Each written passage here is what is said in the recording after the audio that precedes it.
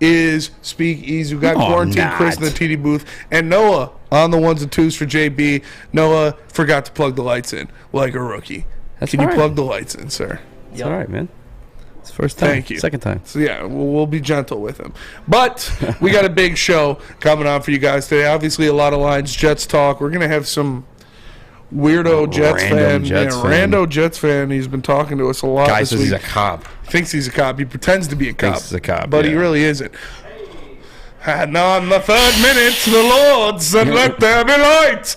And here we are. But yeah, we're going to have some Jets fans on. We're going to talk to him, see what's going on, see what's cooking in this week's showdown in the Netherlands with the New York Jets. But first things first. I'm a realist. First things first, I'm the realist. The Lions can take a seat for a second. Because we got to talk about what happened in Detroit sports yesterday. And Philip Hronik. Man. Philip Hronik got absolutely demolished by Ryan Reeves. Ryan Reeves put him down. Hopefully he's all right. It was a tough hit. I'm not going to lie. It was a clean hit. Roner's got to keep his head up when he's going through the zone with the puck. But, man, Revo put him down on the ice for a while. He's bleeding. It didn't look good. Hopefully all is good with Phil and he's not dealing with too much head trauma or whatever. So what was D-Mac's take on that? D-Mac's take was it was a clean hit. Yeah, because it was a clean hit. You got to keep your head up, and normally you go after somebody like that. But Ryan Reeves is not the cat you want to mess with. That guy's got a pair. Yeah. So I at least after another hit of Reeves on Lindstrom, that was that one in the corner. It was a little dirty. He kind of threw him in the boards. Sherratt went after him. And got escorted to the ice. Got concussed quickly. And I feel bad for that. But at least, Sherratt stood up for his guys because, like I said, nobody wants to see Revo without the gloves on. And his reputation precedes itself. But I was watching that guy's highlights. It's scary human on that dude ice. Puts people to sleep. Yeah. And good for Sherratt for stepping up and actually taking a run at him. But, man, it was scary. Hopefully, Hronik's okay. Hopefully, he'll be back. Won't have to miss any time. But, yeah, Ryan Reeves is not the guy you want to mess with. But on the brighter side of things, the Pistons played last night as well. And they actually had a performance. The Pistons beat the Charlotte Hornets in overtime, putting up 141 points, I believe. 141 points for the Pistons last night, led by the game of one Sir Killian Hayes Esquire. He finished the game with 25 points, 8 assists, 7 rebounds, 5 of 11 from 3, and had a couple mean crossovers, putting people in the dirt. So it was good to see. You also had Duran going for 12 and 19 with 3 blocks. Big Stu, 12, 11, and 2 blocks, 2 of 3 from behind the line. It was an impressive performance for the Pistons. And Killian's been stepping up. He's been playing very, very well as of recent. Just so proud of my baby. Oh, Lord. No, but honestly, I am super proud of Killian. I can't say that I expected this out of him. I just knew that he could have a role in the NBA, on an NBA team. And I know it's not a starter. Actually, I think it was your show. You guys asked if he has he's a difference maker in the NBA. Yeah, if he can be a difference maker in the NBA. Yes and no. But truthfully, the answer is no. But off the bench, yeah, 100%. And that's what I've always foreseen his role as. I mean, we all three of us actually got in a little bit of a draft debate yesterday, and I had to do a little bit of draft homework today. And doing so, I kind of even felt a little bit more comfortable with the Killian situation too, because there's other guys that have been drafted as high as number 2 end up in the similar situations. You know what I'm saying? That's just how the draft lottery works. Especially unless you're picking the top 3, and honestly, unless you're picking 1, you should expect a roll of the dice. Expect the unexpected. Yeah. The NBA draft is a lot on potential and how you're going to be and how you look rather than your actual base of work. You draft on potential. You draft on size. So Killian he had a lot of potential. I don't know if he was James Harden. I don't know if that was a great comp. He had one crossover last night. He had a nasty crossover into a 3 last night for sure. Had a couple nice dribble moves. With Killian, I've always seen his ability to create space off the dribble. His ability to separate from defenders has always been there. It's just been the shot making and the aggressiveness when attacking the rim that kind of lapsed a couple times. But since he's been starting for Cade Cunningham, who has been out and will miss the remainder of the season due to his surgery on his shin. What? Yeah, I know, right? Crazy. Breaking news. No, he's been playing very well in the starting role. He's up to, I think, about 14 points per game as a starter in this stretch, and he's shooting the ball well. Obviously, we heard a lot about the change of his shot making, the change of his stroke, of his shooting form. Hey, yo. And we've seen it so far this season that he's been knocking down more of his shots at a higher clip. It didn't start off great, to say it lightly. It did not start off great, but he's averaging he's coming on as lately. 8 points. What's that? He's averaging a career high of 8 points this year. Good for him. Listen, I know that I know that he could have a role on the team. It's just like we haven't seen him fulfill that specific role. You know what I'm saying? Like, you should expect the numbers to be up now without Cade Cunningham on the floor because he's going to see more minutes. He's going to have more opportunities to shoot the ball. My only question remaining now is, can he do it off of the bench, like specifically? You know what I'm saying? I believe he'll be able to. I believe he'll be able to keep that momentum going, and because it's just the aggressiveness. The skill was always there. Like I said, the handle was always there. Obviously, the playmaking was there even when he wasn't shooting great, but it's just the confidence.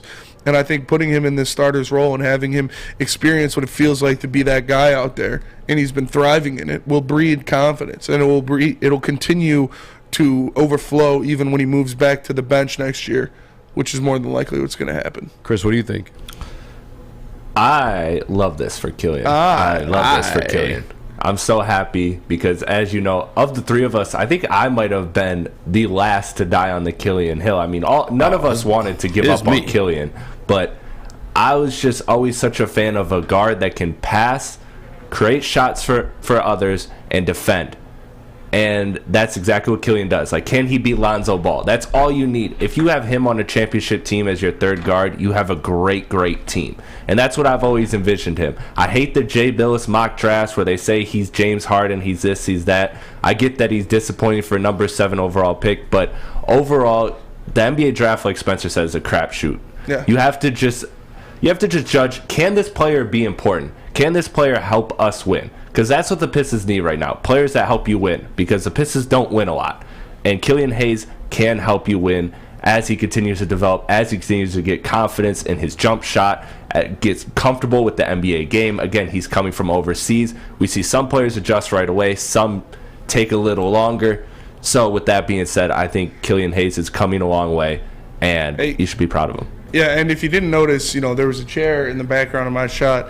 And it's because before we went live, Stick came in here. He's talking to Eazy, who stands up sometimes and likes to get the energy flowing. And he said, make sure that chair isn't in the background of your shot when you're standing up because it looks kind of bad. So he just decided to push it in the background of my shot instead. So that's fair. I got it out of there though, and now we're living life. Now we're living life and feeling good.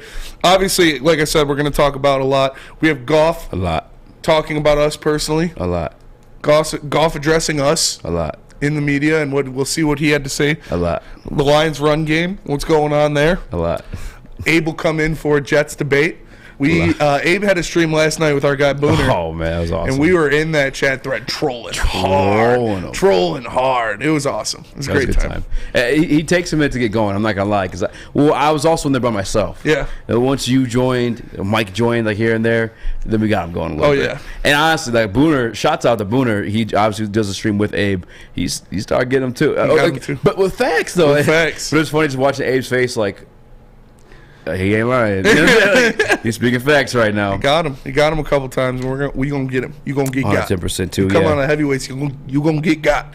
But yeah, don't come on the heavyweights. Nice. Yeah, that's what I was talking about. Obviously. What are you talking? But no, there's more Lions. We're gonna talk about J-Mo. Is he expected to be a legitimate weapon this week? J-Mo stock watch. He's been easing his way back into the fold. He's been easing his way back into what he is looking for, what he's looking as an NFL receiver. This will be his third game. You expect him. You're making me nervous. Yeah, you are making me nervous. Your hands are in your pocket. You got a Jets jersey on. Oh, is that Mike White? Goodness. Mark Sanchez? Oh my gosh. Goodness. This dude's wearing a Mark Sanchez jersey right now. Ridiculous. So I think we just get right into it after the break. Bump that up. Yeah, bump that up and just get right into the Abe talk. I'm with the shit. Since he's here already. There's a lot going on. There's a lot going on. There's a lot. The Jets are trash. No, I'm just kidding. Dude, I'm just. did it just get like stinky in here or what? Yeah, it smells. It smells like trash. Smells in here. bad. Yeah. Yeah, that's fair. Not We also Not don't know yet. what it's like to be the second worst team that calls our own stadium the home. You know? That's fair. That's fair. After this weekend, you might be the third worst team to call that stadium home because Lions are already undefeated in that thing. I'm just saying. It's true. It's Just true. saying. Buffalo's home stadium. That's one. Field. Lions could go 1-0. 2-0 in the Netherlands. You know, this year. After the Bills went 2-0 and Yeah, that's fair. That's fair. It's also weird not You know what, like Abe? knowing what it's F you, like to be the third best team in your own division. Yeah. I don't know. I wouldn't know what that feels like. This is literally the pot Usually calling the fourth. kettle black Yeah. right now. Yeah, a I know. Lions fan, You George suck. No, you suck. Spider-Man meme. Yeah, honestly, this is what we got though. We got to leech onto something. It's like, literally a Spider-Man meme. 2 Lions fans and a Jets fan. Like, you suck. Yeah, it's gonna be fun. We got a lot to talk about. You know, as he was leaving today, I just so happened to dap up the best receiver in the history of the New York Jets franchise. So it's kind of wild how things work like that. But Yeah. Keyshawn Johnson was there? we got a lot to talk about, obviously, going forward. And the Pistons, we got into a little bit of a heated debate yesterday about what they're going to do with their draft situation if they Yes. miss out on Wemby, and we're gonna pick that up later in the second half of the show. Obviously, we have to throw a bone to our guy Chris, and we're going to talk about the Red Wings and do they need to get tougher? Do the Red Wings need to kind of grow a pair and go after a guy like Ryan Reeves, add someone to their lineup like Ryan Reeves so they can hang and bang with someone like that, or is that kind of what the NFL is trying to usher away from the game? Because Ryan Reeves is kind of like, the last enforcer Airbender. in the NFL. I was going to say the last samurai, but I couldn't think of his name. Was it Tom Cruise or Keanu Reeves that did the last samurai? I don't know. I'm not even familiar.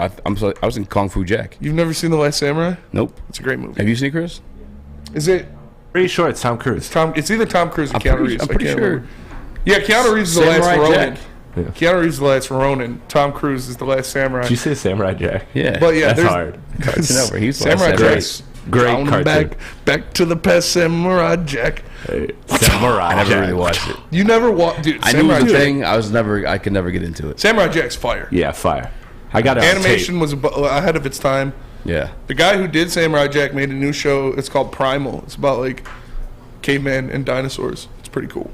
Didn't they recently make a Samurai Jack movie? They made like another Yeah, season. Tom Cruise was in it. Yeah, Tom Cruise played Jack. Samurai Jack. No, Samurai Jack is 47 Ronin is Clumps Who's that old time Keanu Reeves actor from like the 50s? He played every single character. He played Genghis Freeman. Khan, one? Morgan Freeman Morgan Freeman. No. from the 50s. Yeah, he's like an all-time actor. Old white dude. Did all the westerns. Oh, Clint Eastwood. Was it Clint Eastwood? I'm just guessing. That's just an old white I I guy. don't don't think know. it's My it. dad watches that Super Boomer channel every day. Like, I forget what it's called, but it plays all these like black and white westerns. Is it Me TV? Huh? Is it Me TV? Because No, that's what my it's- parents watch. That's the same I think it's thing. like H&H or something, like something in Heroes or something. I don't know. It's I can't watch. Oh that stuff. yeah, it's the they changed it. It's the old History Channel or something like that. Yeah, something like yeah. that. But we obviously got a lot. John to Wayne. get- John Wayne. John John Wayne. Wayne, Yeah, he played like Pilgrims. Genghis Khan. He played like I- Indians. He played like In black Orange dudes County. back in the day in the 50s. It's That was wild. In Wow. Orange County, there's John Wayne Airport. That's where you fly in if you're going to Orange County in California. And there's a giant statue of John Wayne in there. It's pretty cool.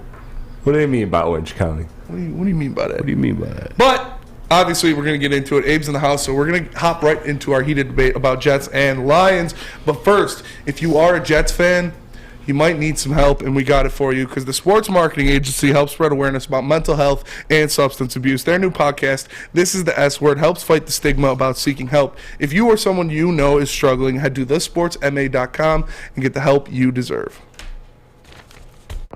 It's back. Year 3 of Woodward Sports Stuff a Studio is here. The past 2 years, we've collected new unwrapped toys and stuffed our studio so we could hardly fit in it. This year, we're doing it even bigger. Join Woodward Sports and our whole family December 19th to the 23rd as we stuff our studio. While you're out shopping or just sitting on your couch ordering presents, make sure you grab one extra and drop it off at our studio, 15 Mile in Woodward in Birmingham. We'll be collecting toys around the clock. to make sure every child in Mott's Children's Hospital feels the warmth of the holiday season. It's the time of year to do for others. Help us stuff our studio. Special thanks to all the wonderful elves at Meyer and Guardian Alarm for keeping the toys safe. Stuff a Studio 2022 with Woodward Sports. Introducing the Planet Fitness Guide to getting that post-workout glow. Step 1. What's your why? More epic energy? Better sleep? Blow off steam? Step 2. Join Planet Fitness for just $10 a month and get moving in our clean and spacious clubs. Step 3. Bask in that post-workout glow.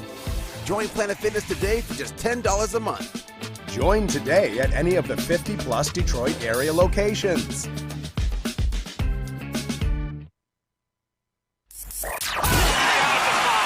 3 NBA championships. Detroit fans were there. 11 Stanley Cups. Detroit fans were there. 4 World Series wins. Detroit fans were there. And that one Lions playoff win in 1991? Yeah, Detroit fans were there. Woodward Sports, where the fans are. The Foaling Warehouse in Hamtramck is the home of the original football bowling pin game called Foaling. Multiple different ways you can play. They've got $12 open unlimited play and private lane reservation for $120. If you get thirsty, they got a $2 mystery beer vending machine and multiple fully loaded bars for you to choose from. So make sure you come check them out in Hamtramck or visit them online at foalingwarehouse.com. What up, though, everybody, and welcome back to another episode of the Woodward Heavyweights. Live on WoodwardSports.com. The game is in the Netherlands. It is in the Netherlands. I am Spencer Raxter. He is Speak Easy. We got Quarantine Chris in the TD booth. If you're Noah Wubba from the Netherlands, what are you called? Like, you know how you're American? You're Dutch. Just Dutch? Yeah. All right, Dutch. All right, Dutch. Dutch McCarthy. Those damn old Driscolls. We got Noah filling in for JB in the TD booth. And now, let us introduce some random Jets fan. No, our boy Abe has come on to join the show to talk to us about this matchup. Random Jets fan. Wearing the Mark Sanchez jersey. Let's go. All right, we're going to start it off here. State your case. Hello, and how are you today? I am well. Good. State case on how Jets beat the Lions. One word and one word only. The defense. That's 2 words. That's 2 words. Nothing is Jets the language. let's be real. The Jets defense is elite. Yes. And that's not the homerisms in me, like, yeah, talking about how Bam Knight's a top 12 running back. That might be a little homerism, right? The Jets defense is real. Buffalo scored 37 points against the Jets in 2 separate games. Yeah. Total. And Buffalo going in, as we all know, is probably regarded as one of the best offenses. I know, and that's not saying Detroit isn't. That's not saying that. But everybody knows Buffalo's offense might be the best in football. Might have the best quarterback in Josh Allen. Might have the best receiver in Steph Diggs.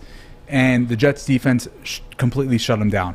So for the Jets to win this game, and it's something that I believe they can, it's limiting the Lions to under 20 points.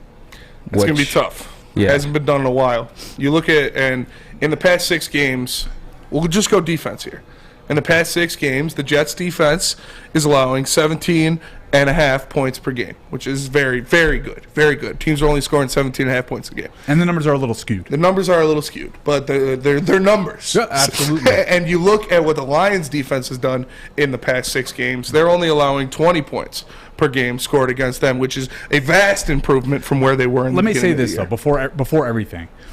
This game, whichever way you want to look at it, will not be a blowout. I know there's lots of people in this city that think, 35-10, it's the Jets. Yeah. The Jets, historically, they're just trash. First of all, you have no right to say that as a Lions fan, because if you want to bring up history, that's not a game you want to play. That's fair. Jets at least have a Super Bowl. Yep, and some playoff victories. Yeah. Like my man over here. And they fumble when they run into butts, but yeah. Whatever. Hey, playoffs is the playoffs, so I'll take it. Playoff win, I'll take it. Still hit, though. But both these teams are in very similar trajectories. Yes. Right? They're both exceeding expectations right now. I think we're all on the same page with that. Both of these teams, if I told you at the beginning of the season would be somewhere between 5 and 7 wins, you'd say, yeah, okay, I can absolutely see that. So the fact that the Jets are right now a 7-win team while the Lions are a 6-win team, we're very similar. I think it's very indicative how the NFL can fluctuate really quickly. Yes. and how none of us actually know anything. That's fair. That's fair. It is kind of a crapshoot. The NFL, other leagues like hockey is kind of it's iffy a little bit. You get a random team out of nowhere that is great for no reason once in a while, but you mostly know the players. NBA, you know the players. You know, MLB, you can look, you know the players based on salaries and stuff like NFL. It can change overnight. You look at the Lions; they were dead in the water in the beginning, 1-6, playing like garbage, one of the worst defenses in the history of the NFL. And then in this 6-game win streak, they've given themselves so much credibility, are playing astronomically better football than what they were at the beginning of the year. And I just, the Jets defense scares me. The Jets, that's a top 3 defense that the Lions have seen so far this year. I'd say Jets, Patriots, Cowboys are the 3 best defense that the Lions have faced so far this year. Yeah, easily. And what do they do when they face those 2 other teams? Not great. Their lines have definitely changed. Yes. And I know you guys saw me and Booner last night, and we got into it. Oh, yeah, we were there. Roasted. Yeah. Kind of doing our thing, Shout out, whatever. Shout out, Booner. Shout out. I'll be on the show later. But the teams have changed, and they both have. The Lions, obviously, since they last played the Cowboys, that was what, week 6? Week 6. The accent. Week 6 or week 7? Yeah. So times have definitely changed since then. They've definitely improved. Mm-hmm. But at the same time, when have they played a defense of the Jets' caliber? Probably, well, Philly, Dallas, and Philly New week England. 1, and look, I'm with you that they scored 35 points in that game. Yeah. But let's be real about the game. They were down 2 scores in the fourth quarter. Yeah. That was a lot of garbage time. And in fantasy, I'm all for it. But in real football, those garbage time points they're looked at differently. Yeah. The final scores don't mean as much. It's just like this Vikings game this past week, right? The final score is what, 27? It was 22-33. Right, 33-20, right? So it's a 2-score game, but really watching that game, the Lions dominated that game. Yes. Mm-hmm. The score was not indicative as to that. Same way the Eagles game, week 1, that I'm sure, Eazy, you lost loads of money on. No, only $5 bets. Only $5 bets to 1,000 people, right. I won some of that money. Right. The game was, I had to donate to charity, shout out. Yeah. The 3-point game in that game isn't the same as how it really felt. Mm-hmm. You had no point felt in that game, this is a game we're in it. Honestly, you never felt that. At the end, yeah. At the end, it had that 3rd down stop. If they would have gotten that 3rd down stop, that fourth quarter was a game. The point is, it was so long ago in the season that the Lions have vastly changed as a team who they are. And the Eagles' defense, it doesn't mean the same. They're a great defense that they put 35 points on. That's kind of what I mean. Mm-hmm. They put up 35 points on a good defense, but it's the way how you put those points on a team. And that's fair. I'm a big proponent of that too. Every time people want to bring up certain numbers, because honestly, God, you could bring up numbers from both sides of any debate. You know what I'm saying, to support your case. And I'm more I side with you a little bit. There's a little bit of context in these scenarios and situations, just like this Jets defense. There's some context I want to ask you about. Okay, go for it. All right. Yes, they've done some good things against Josh Allen, and typically you see that in division games too. Division games are typically a lot closer than it is any run-of-the-mill game against any bad teams. Not usually for the Jets. Just like not usually for the Lions. Well, I don't know, because the Lions have been bad. They came back and bit the Packers randomly. We've had those experiences. Division games, you just know that team. You play them twice a year, every single year. Beat the Vikings last year with a terrible team. Yeah. Context of the situation to the Jets defense. Kind of name some of these quarterbacks they played. I got you. All right. Jacoby Brissett, put 30 on him. Yep. Kenny Pickett, that's a rookie. Didn't even start that game. Yeah. Even worse, Mitch Trubisky. Skylar Thompson. Who didn't start that game either. Yeah. It's because we killed Teddy Bridgewater. Yeah. Sauce killed him on the first play of the game. Yeah, that is true. That's fair. Brett Ripien. Whatever. I don't even know how to say. Am I saying that last name Ripken. right? Yeah. There's no K, though. It's not Cal Ripken. That's what I was thinking. It's like Cal Ripken's bastard son or something. No, it's... That's why we put a Y there instead of the I. Trevor Siemian. And I'm going to throw Mac Jones in there, too. Actually, the first time you guys go... We lost to Mac Jones twice. Yeah. Those aren't... There's no shame in losing. Right. You didn't lose to Mac Jones. You lost to Bill Belichick. Right. I mean... That's why I say, too. One of the games we lost to the Patriots was on a punt return with 5 seconds left. Yeah. There was a block in the back. Yeah, that was a Lion-style loss. Even without that, yeah. The Jets didn't deserve to win that game. Their defense did. The offense didn't. Mm-hmm. And that's part of the reason why Zach Wilson is no longer the quarterback. Yeah. Which is also So the context of that, though. Yes, context matters. I'm with you 100%. But let's also name the quarterbacks that they beat.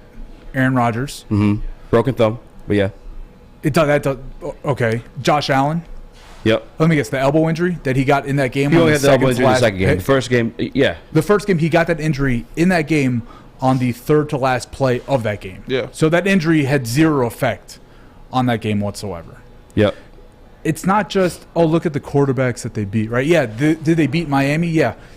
Tua had nothing to do with the Jets putting up 40 on them. That had nothing to do with Skylar Thompson on the offense. The Jets are getting the ball back 50 times a game. Yeah, and they had on top of that, turnovers. Yeah. I got you. All right. Let's look at it like this. Let's look at it this, because I know I'm not gonna. I know I'm not gonna convince you otherwise. I'll give you stats. Yeah. I'll give you stats. Okay. Right? Because I know you're a big stats guy. Yeah. By the numbers. I'm not a big stats guy. Hit those facts.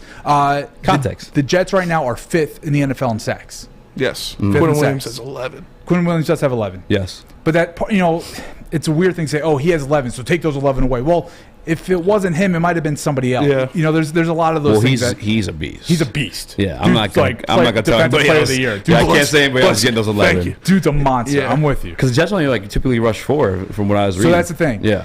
They are 5th in the league in sacks. They are 5th in the league in sacks. They're 4th in the league in pressure. In how often they get to the quarterback. Yeah. And they blitz the least, meaning that they only send 4 pass rushers on 85% of the time. Yeah. So that means when your quarterback drops back with pressure in his face, there's 7 defenders in coverage. And that's shout out to Sauce Gardner and the rest of that secondary. DJ Reed's been playing Jordan very White has well. been a lifesaver at safety. LaMarcus Joyner's your prototypical center field. He's like Kirby Joseph, right? Yeah. He's that guy. I'm going to play center field. I'm going to stay back here. Nothing's going over my head. And I'm a ball hawk. Yeah. That's what he does. Now, he's not the same level as some of the tops ever. I'm not. Yeah. Don't hear what I'm not saying. But that's his role on this team. And their run defense is real good because of the speed. I love your boy Malcolm. Love your boy Malcolm, right? Everybody loves Malcolm. What's his biggest attribute to me? It's his speed. Yeah. Right? And that Speedy affects the run Rodriguez. game because now when guys are trying to get to the outside, speed kills. Yes. You have a speed linebacker that can get there, and the Jets have that. That's why their run defense has been so great. We are going to get into that a little bit about the run defense because I got some numbers that might surprise you about that run defense. It's not as good as the pass defense. But right? first, I want to talk about Hope for a Holidays, presented by Jeff Okuda, Chad Johnson, and Wicked Awesome Wishes. It's this Tuesday.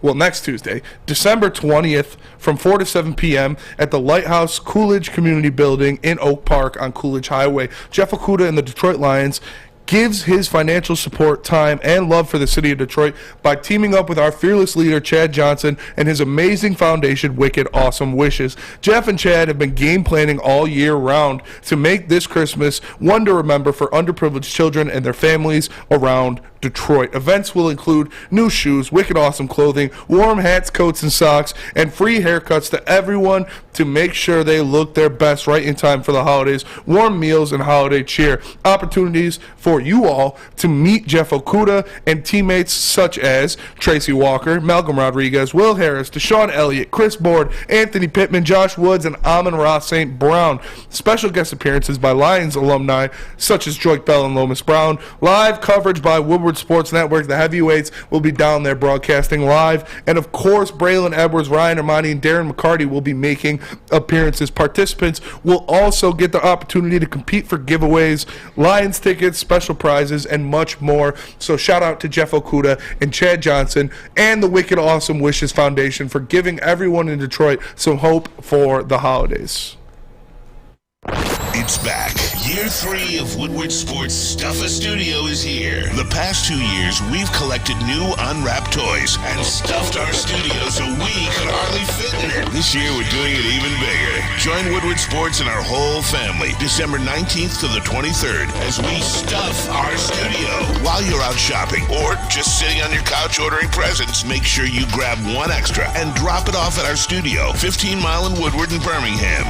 We'll be collecting toys around the clock to make sure every child in Mott's Children's Hospital feels the warmth of the holiday season. It's the time of year to do for others. Help us stuff our studio. Special thanks to all the wonderful elves at Meyer and Guardian Alarm for keeping the toys safe. Stuff a Studio 2022 with Woodward Sports. The sports marketing agency would not be who we are without great community partners like Higuera Health and Carol Zuniga.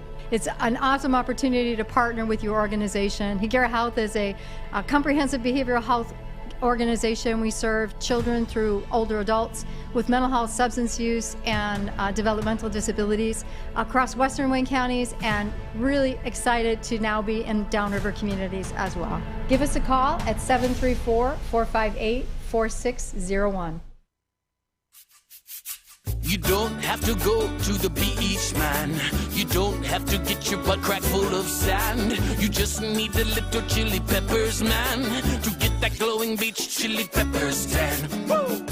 With 26 locations in the Metro Detroit area and more coming, Chili Peppers Tanning is where you'll find the cleanest salons in the D. Join the Pepper Club for the best deals on unlimited tanning. Head to chilipepperstanning.com. You just need a little chili peppers, man. Make sure you download the Woodward Sports app in the App Store and the Google Play Store today. Take Woodward Sports with you wherever you go and listen live on your phone or mobile device.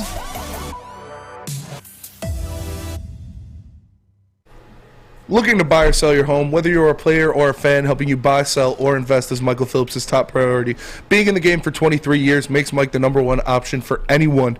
If you have real estate needs, call Michael Phillips at 313-403-0011. That's 313-403-0011. Michael Phillips, game on. What up, though, everybody, and welcome back to another episode of the Woodward Heavyweights live on woodwardsports.com. I am Spencer Raxter. He is Speak Easy. We got Quarantine Chris in the TD booth. Our boy Noah filling in for JB on the ones and twos.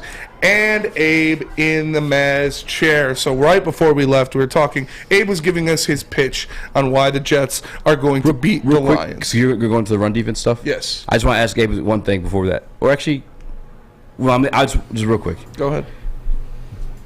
You're not nervous at all? Like, you think they're like the real deal for sure? The Jets defense? Yeah. The Jets, there's no question that the Jets defense is the real deal. I don't know where he's going with that. I don't know. I question it a little bit. I think there's like some context to that list there. We'll see. We'll see. I think they're legit. I think this is going to be, like I said, a top 3 defense that the Lions have seen all year. But you look at where they've been susceptible to loss is when other teams run the ball, and they're able to run the ball on them. And I've taken this 6-game sample size because this is the brand new Lions. Shout out Foxy and Pat McAfee in this 6 games.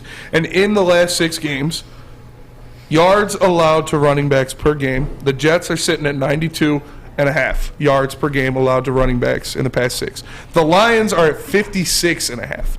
The Lions have been absolutely shutting down running backs. We're not going to talk about quarterbacks because that's a different story. But running backs, the Lions have been shutting down. Let me find the exact stats that are going to make my argument look good. I mean, it's when you're dealing with Justin Fields, it skews it a little bit. Dude had like 150. Can Mike White run? A little bit. He's not. Yeah, he can move around. He can't he's not Justin Fields. Yeah. No. Justin Fields at like 150. He's not even Zach Wilson in terms of running the ball. But you might see the field too. I heard he got activated as a backup. He won't be. He's only playing if Mike White gets hurt. Yeah. There's going to be, Mike White's been struggling the first couple series. Let's bring Zach. That's not going to happen. I can promise you that. Yeah, that's but not going to happen. You look at their ability to stop the run. The Lions in these past 6 games stop the run from running backs, and you look at the Jets. Kind of, if you're going to find a leaky hole in the defense, it is their inability to stop the run at some points. And what the Lions do best is their offensive line unit is a top 3, top 2 offensive line in the NFL. Agreed. And that goes on the road. Offensive, I think Frank Ragnow is the best center that Quinnen Williams will line up against so far this year. I think Taylor Decker and Penei Sewell are the best tackle combination that the Jets defense are going to have to line up against this year. And you're looking at Evan Brown has been back at practice. He practiced in full yesterday, practiced in full today, was limited yesterday. Like, these guys are going to maul. It doesn't matter where they are. They're going to open holes. So it's up to Jared Goff, Jamal Williams, DeAndre Swift if they're going to take advantage of that. But the lanes will be there in the running game. That's the only thing for me. So I'll tell you. So there's a couple things. One, to say, their run defense is susceptible, I wouldn't say it's just because that's the worst part. It's the worst facet of it. Yeah. That doesn't mean that it's a bad run defense. Yeah. Just because they're the number 1 against the pass. Well, yeah, of course, if they're number 1, number 2 against the pass, their run defense is going to be worse than that. It's damn near impossible to be the top of both of those. On top of that, you talk about the Lions' offensive line, which I agree with you is top 3. I'm pretty comfortable saying that. I'm comfortable saying it now too. Yeah. I think they're top 3 offensive line. What the Jets have that most teams don't is pretty much a 9-10 man rotation at defensive line. Mm-hmm. So where a lot of teams, it's not Madden where you're putting your best 4 out there and they play every snap of the game. Right? There's some teams that have to do that. TJ Watt of the Steelers is out there every snap of the game. Yeah. Joey, Nick Bosa, they're out there every snap of the game. Hutch has played. Hutch is out there every snap of the game. 90% of snaps. Right. Yeah. Now imagine he was playing 60% of those snaps. I had that argument earlier in the year, and Eazy didn't like it. But yeah. Right. In Madden, I want him out there 100% of the snaps. Yeah. But in real life, come the fourth quarter, you're beat up. Mm-hmm. You're tired.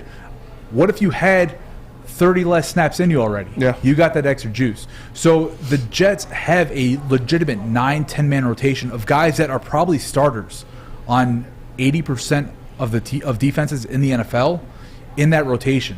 Where Quinnen Williams is, I think he's by far our best defensive top line 3 player. defensive tackle in the league. For sure. He's up there with Aaron Donald and Chris Jones. I think he's getting himself in that conversation. For real, he really is. Minus the helmet swinging at people. He's up in there. He's up in there. Everybody forgot about that. Yeah, I got brushed under the rug a little bit now. The Rams. So. But he's up in there in that conversation. He only plays 70% of the snaps. Yeah. And in the fourth quarter, when it's crunch time, dude's fresh. Mm-hmm.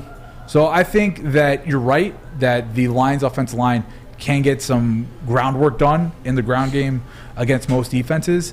And yes, the Jets are susceptible compared to their pass defense, but that does not mean to me that the Lions are running for 250. Mm-hmm. Like that, I don't see that happening in this game. Yeah.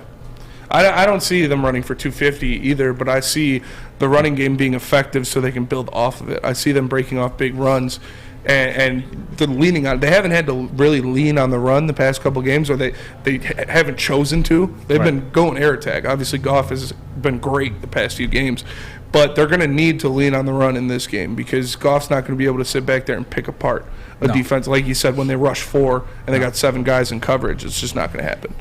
And the Lions' run game has been like kind of stagnant as well too. Like Ben Johnson was speaking on today too. Like they've noticed it more so in efficiency than anything else. I know that DeAndre Swift had a big game against the Jaguars, probably about it, and more of that's probably just them being up and run the clock out. But they're actually still passing as well. But I'm not ready to say we'll dominate in the running game again. I mean, also don't think we won't, but they're going to have to lean on it. Yeah. So I'm not saying we're going to go out there and rush for 300 yards against the Jets, but they're going to have to lean on the run game if they want to win. I have another a theory too, I guess, because I want to learn more about your secondary. I know you guys have who's the one safety out there? I'm trying to think of the name. We got Jordan Whitehead and LaMarcus Joyner are 2 starters. Okay, I like actually both those guys.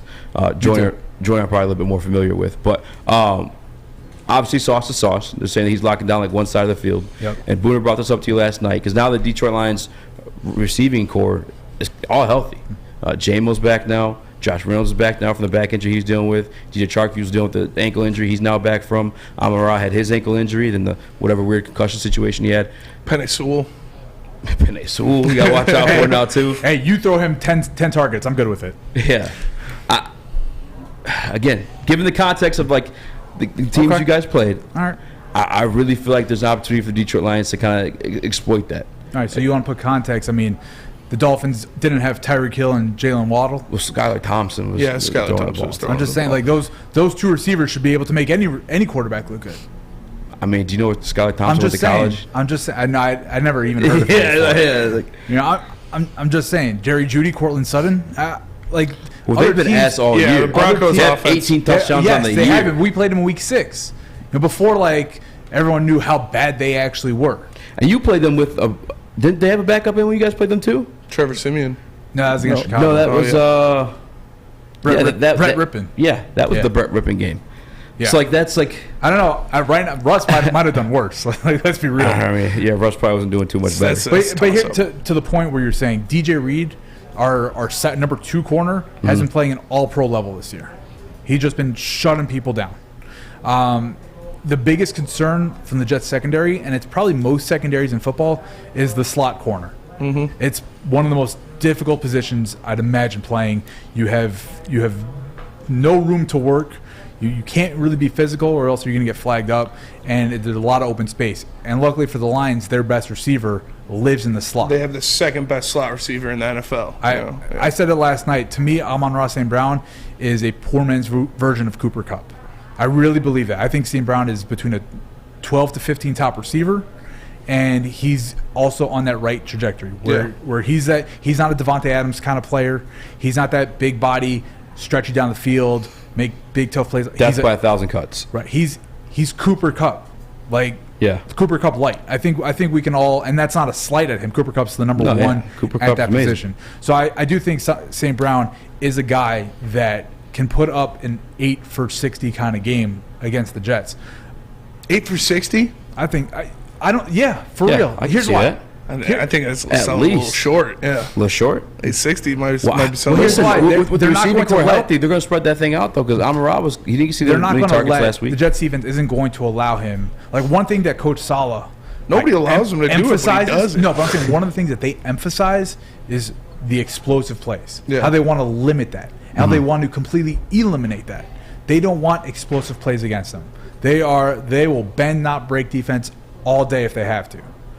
So I don't think they're not going to allow St. Brown to really just abuse them like that. That's not going to happen. And guys like DJ Chark and certainly Josh Reynolds, like, don't scare me in the slightest. Even though against they our would both corners. be the second best receiver on your team if they played for them. That's got nothing to do with. That's a fact, though. No, that is. Well, Elijah Moore's pretty good if he actually plays and But whatnot. I don't know. Zach Wilson doesn't throw me the ball, so I don't know about her. Zach Wilson's not playing. Yeah, that's fair. That's the conversations being had around the league when they go up and face the Lions. Oh, we're not nervous about Josh Reynolds. We're not nervous about DJ Chark. But when a healthy DJ Chark and Josh Reynolds But you in the haven't game, played a secondary like this. but the secondary, they really haven't It's played the best anybody. secondary in football. They played Josh Allen in an injured Aaron Rodgers. Like, outside of that, What did Josh Jacoby Allen do Brissett last put up week? 229 on them. Lamar had 213, 3 touchdowns. 229. Joe Burrow's Joe Burrow. I mean, he's out cold this year, but he put 275 on them, 3 touchdowns. In Like, week 3. Like, the context, Josh Allen last Trust week me, had You one- can't bring 147. up stuff from week 1 and week 3 unless you want to play the other way also. Well, you if can. you want to say how the Jets defense wasn't there in weeks 1 and week 3, well then I'll bring up the same things how the Lions offense was absolute dog crap against the Patriots and the Cowboys. If that's the game you want to play, it's a two-way street. You got to play both ways. You can bring that up, though, because it happened. Like, I wouldn't be Yeah, mad I'm not saying it- I'm not saying it didn't happen. Because that's another conversation being had, too, right? Goff on the road, only 2 touchdowns, 4 interceptions. Like, that's a fair point But to that's bring all up. season. But on the road. I'm saying all on the road all season, Yeah. not just on the road weeks 2 through 6 in a small sample size. You're saying that's the full season. Well, I'm bringing it up because you have recent games like that too, though. Like the Brett Rippon game was what, like 2. The guys played the Broncos Week like 6. Yeah, that was week 6. Yeah, Oh, it felt like sooner than that. yeah. That's the So- same week you lost. You got shut out by the Cowboys, or scored 6. I'm sorry. I'm thinking it was Trevor Siemian. I'm sorry. The Bears game. That was 4 weeks ago. Yeah, Which we scored 31. yeah, on the Bears. The Bears have, I think, the third Roquan Smith. worst That was after in a- Roquan passing. Smith Yeah. got traded. in a hurricane. Yeah. That's Not for the sure. greatest. We'll definitely we're going to get into it more. We'll break down these offenses coming up next. But first, Eazy, tell us about the Stuff Studio initiative. You guys see the toys around us already, and that's because Stuff for Studio is here. And it's the 3rd year of us doing it, and it's one thing I'm truly proud of to be a part of here at Woodward Sports. We're collecting new and unwrapped toys and stuff in our studio so we could hardly fit in it. Join Woodward Sports and the whole family from December. I said it's December 19th. You guys clearly know that you can start sending toys now. But from all the way up to the 23rd, we're going to stuff our studio. While you're out shopping, make sure you guys grab an extra toy, drop it off. We're around like 15-mile Woodward out in Birmingham. But we'll be collecting toys around the clock. And like I told you guys before, too, you want to get some smoke in Madden, you want to get some smoke in 2K, we got the Razor Room. Bring some food. Yeah, bring some food, too, definitely. We'll hook it up, man. But help us stuff our studio, man. I want to give special thanks to all the wonderful elves out at Meyer helping us out do that. And obviously the guys at Guardian Alarm guarding these toys at night. Don't try not to. We don't mess you up. This is Woodward Heavyweights. We'll be right back. Love Woodward Sports? Love wearing clothes? Then you should be wearing Woodward Sports clothes. Check out our full line of merch at woodwardsports.com. Just click on Shop. We have all your favorite designs, like Dan Campbell kneecaps, Beverly Hills Goff, Woodward Golf, and of course, our own logoed out merchandise. Men, women, infants, kids all love Woodward Sports. Impress your friends. Impress your boss. Impress your dog. Buy Woodward Sports merch today. Hi, I'm John from Better Rate Mortgage, and to me, family is more than blood. That's why I have the biggest family in Metro Detroit. If you're looking to buy a house or refinance and need a loan, come get treated better than family by me and our entire team here at Better Rate Mortgage.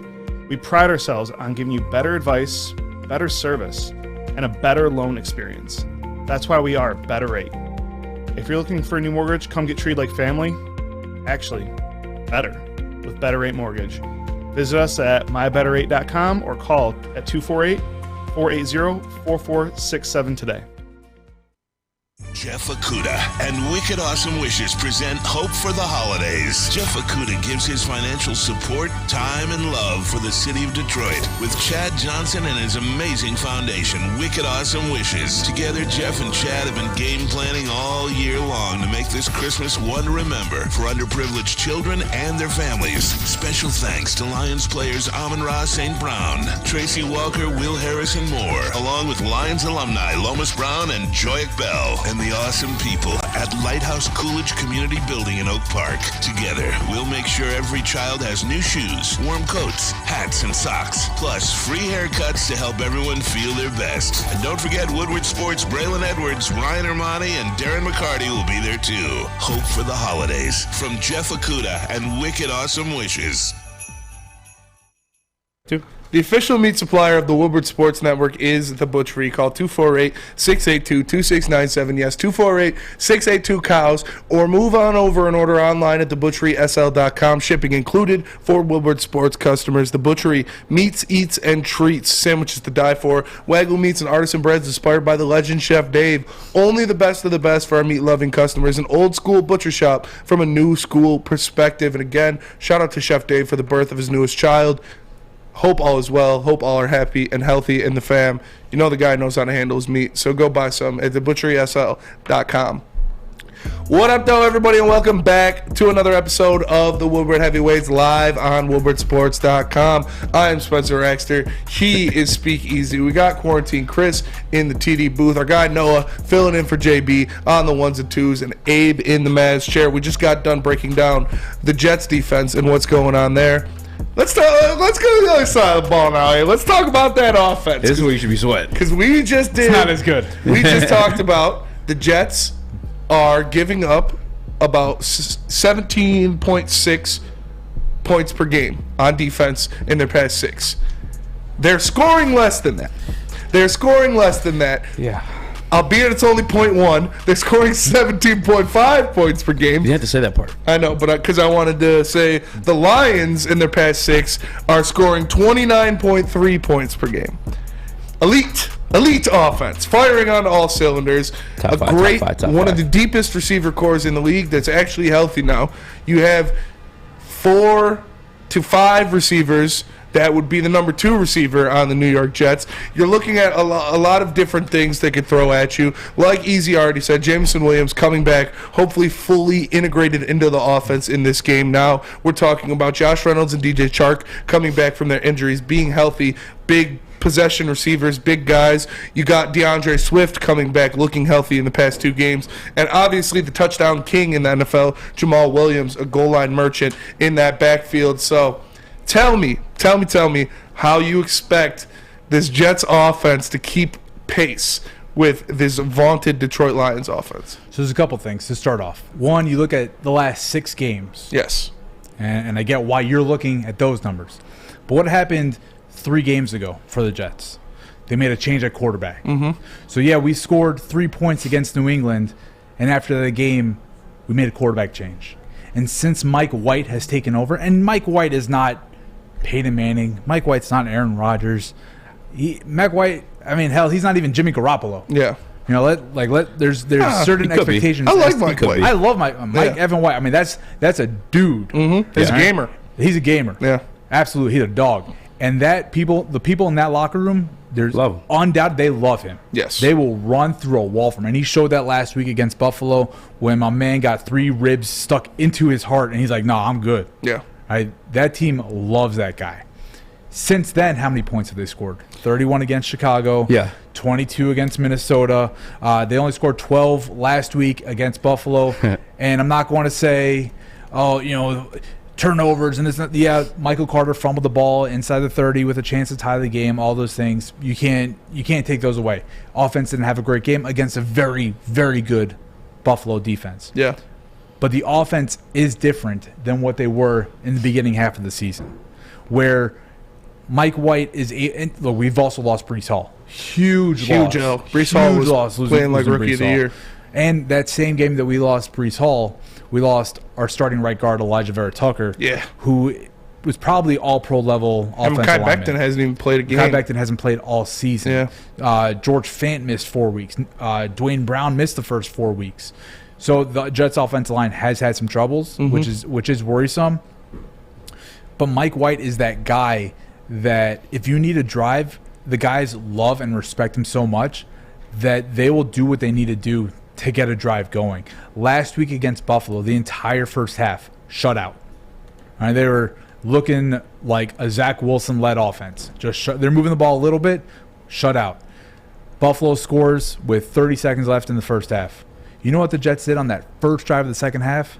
They said, F it. And then they drove all the way down the field, a methodical drive, and scored a touchdown. And I think that's the Mike White effect, where if a drive needs to be made, he's a game manager. He's the absolute 100% definition of a game manager. And just because he was a 5th-round pick and didn't cut it in Dallas, that doesn't mean it. We've seen it with other guys. Yeah. It's happened before. Is it the exception to the rule? Absolutely. But that doesn't mean that it can't happen. And I'm not saying Mike White deserves a 7-year, $300 million contract. I'm not saying Mike White is going to be the guy even next year. But right now, with the guys they got in that locker room, Mike White is the guy that they all know can lead them to the playoffs. For me, it's not Mike White versus Zach Wilson, because obviously Mike White is a guy who has come in there and he's executed differently. It's the lack of weapons that the Jets have. You talk about Garrett Wilson, stud.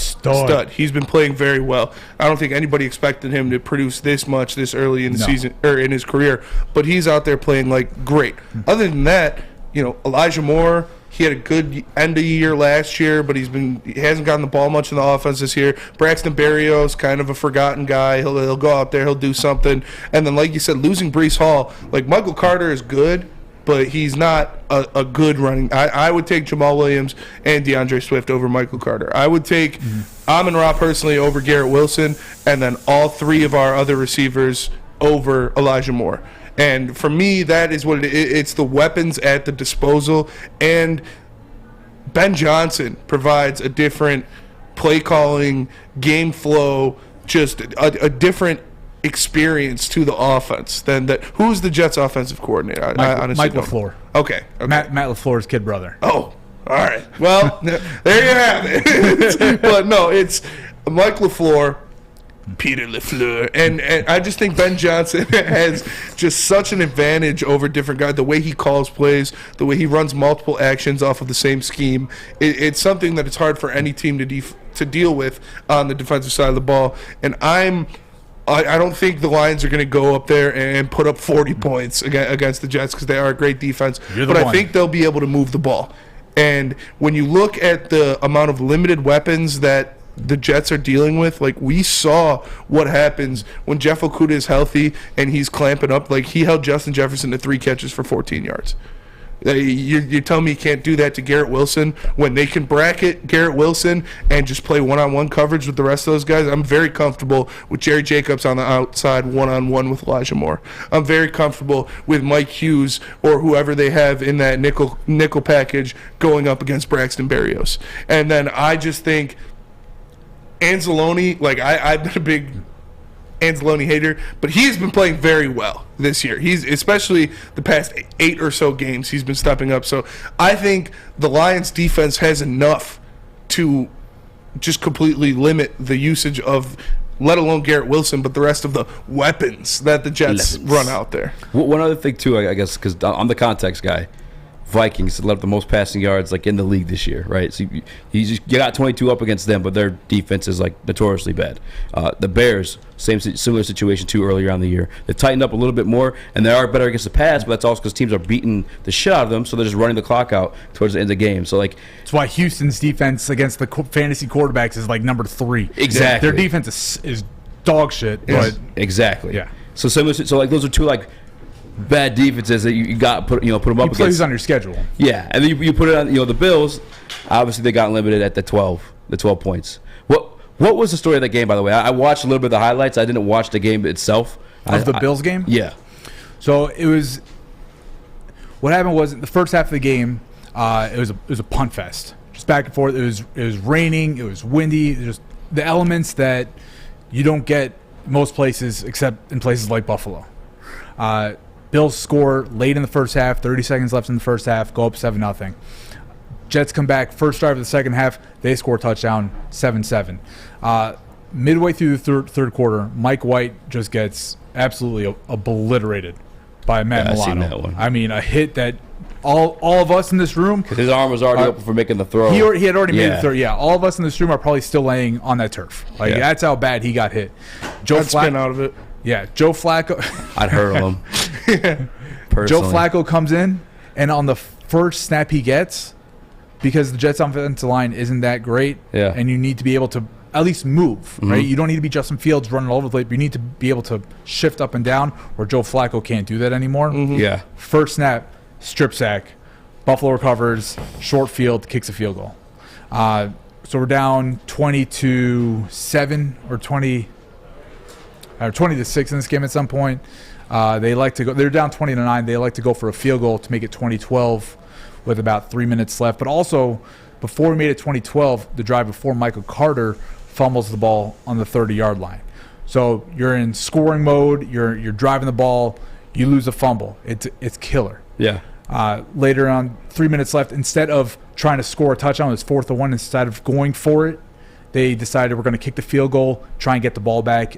It's still a one-score game. Yeah. Which they did. It worked, just the offense wasn't able to move the ball forward. So, again, context is everything. You lost by 8. You covered the spread. Oh, that's great. But it was a lot closer than the score indicated. Just like the Lions game was a much bigger blowout than the score indicated against Minnesota. Yeah. So, Spence, I want to go back to what you said about the lack of Jets weapons. And obviously, you're a Lions homer. I'm a Jets homer. Yeah. Right? We see things in the ways of our fandom. That's just the way we are. And both of us, I think, are realistic people where I'm not going to say Elijah Moore is some Pro Bowl receiver, just like you're not going to say Jerry Jacobs deserves to be in the Pro Bowl this year. Yeah. But we see them like, oh, I like that guy. And what I try and do is look at players on my team and say, if they were on another team and they came to my team, how excited, if they signed in free agency, how excited would I be about that move? Yeah. Right? I love Bam Knight right now. If Bam Knight was a starting running back for Houston and we signed him in the free agency, how excited would I be? That's how I try and look at things. But you look at the Jets' weapons and their receivers. Corey Davis is kind of like just a guy. Yeah. Kind of just a guy, but he's a leader to them, and he plays a very certain role. Big-bodied, blocker. Hasn't practiced back-to-back days. Concussion protocol. So that's one of those things. Yeah. It's up to you. Could be feeling great. It's up to the doctors whether or not you can go in. That's out of everybody's control. Elijah Moore, you're right. The stats have been nothing on Elijah Moore this year, except the last 3 weeks since Mike White came back in. It's well documented, the Elijah Moore versus Zach Wilson drama. My guess is the mom that Zach Wilson bangs might have been Elijah Moore's. That is speculative. We won't no information. Too much. No, yeah, it's just good. Just my detectiveness in me kind of tells me this might have led in a certain direction or something. It's a good theory. I like that. But Elijah Moore was doing nothing with Zach Wilson to the point where he wanted to get traded, to the point where he was inactive for a game because of the locker room mentality that was going on. Since Mike White has taken over, Elijah Moore's like, oh, that's right, we spent a second-round pick out for you. Last year you were pretty damn good. Let's see what we can do. And to your point, he's not on the outside. Gary Wilson's one of the outsiders here. Elijah Moore, they said, let's see what you can do in the slot. You're fast as hell. You're quick. You make all those moves. Let's see what you can do in the slot. So that's really where he's doing those things. Yeah, and we're going to get into it. We're going to wrap up this conversation, give our MVPs of the game and our final score prediction right after this. But first, let me tell you about Guardian Alarm, because Guardian Alarm will keep you safe and give you peace of mind, whether you're at home or on the road with their 24/7 local monitoring. So make sure, if you want them to help you, all you have to do is call 1-800. Stay out. That's 1-800. Stay the heck out. Right now, and let them know Woodward Sports sent you. It's back. Year 3 of Woodward Sports Stuff a Studio is here. The past 2 years, we've collected new unwrapped toys and stuffed our studio so we could hardly fit in it. This year, we're doing it even bigger. Join Woodward Sports and our whole family December 19th to the 23rd as we stuff our studio. While you're out shopping or just sitting on your couch ordering presents, make sure you grab one extra and drop it off at our studio, 15 Mile in Woodward in Birmingham. We'll be collecting toys around the clock to make sure every child in Mott's Children's Hospital feels the warmth of the holiday season. It's the time of year to do for others. Help us stuff our studio. Special thanks to all the wonderful elves at Meyer and Guardian Alarm for keeping the toys safe. Stuff a Studio 2022 with Woodward Sports. Introducing the Planet Fitness Guide to getting that post-workout glow. Step 1. What's your why? More epic energy? Better sleep? Blow off steam? Step 2. Join Planet Fitness for just $10 a month and get moving in our clean and spacious clubs. Step 3. Bask in that post-workout glow. Join Planet Fitness today for just $10 a month. Join today at any of the 50-plus Detroit area locations. It's a great day to get some Centron in your life. Okay. There it is. Centron, here we go. Gotta grab the cranberry. Oh wait, it's 2 for $4. Gotta double up with the classic as well. Centron World, baby. Centron, available at select Kroger's, and if you wanna know how, go to @CentronWorld.com. You can get dope like me. You know what? Why wait?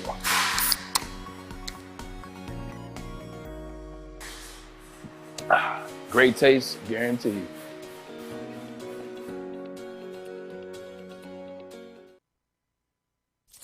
Have an opinion? Make sure it's seen and heard. Corner, jumper, tweet us, hop on the YouTube chat, slide in the DMS at Woodward Sports on all social media. This is what Ryan Armani used to look like. Nobody wants to look like that. You just don't want to do it. But thanks to Custom Health Centers, Ryan Armani now looks like that. That looks like somebody who could play wide receiver for the Jets. I'm just saying. It does look something like someone who play wide receiver for the Jets. Looks like somebody who actually did play wide receiver for the Jets. Kind of does. It kind of does. But in all seriousness, Ryan Armani has lost upwards of 20 pounds thanks to Custom Health Centers, and you can too. Custom Health Centers will help you get on track to losing weight and getting to a healthier situation. All you have to do is call 844-789-8446. That's 844-789-8446. Call Custom Health Centers today and let them help you lose some weight. And of course now we've got to talk about the Monroe Street Midway. The Monroe Street Midway is back. And it's all here for the wintertime. The Midway has swapped out roller skating, basketball, and mini golf for a giant Arctic slide, winter bumper cars, an indoor arcade, and puck putt. Puck putt.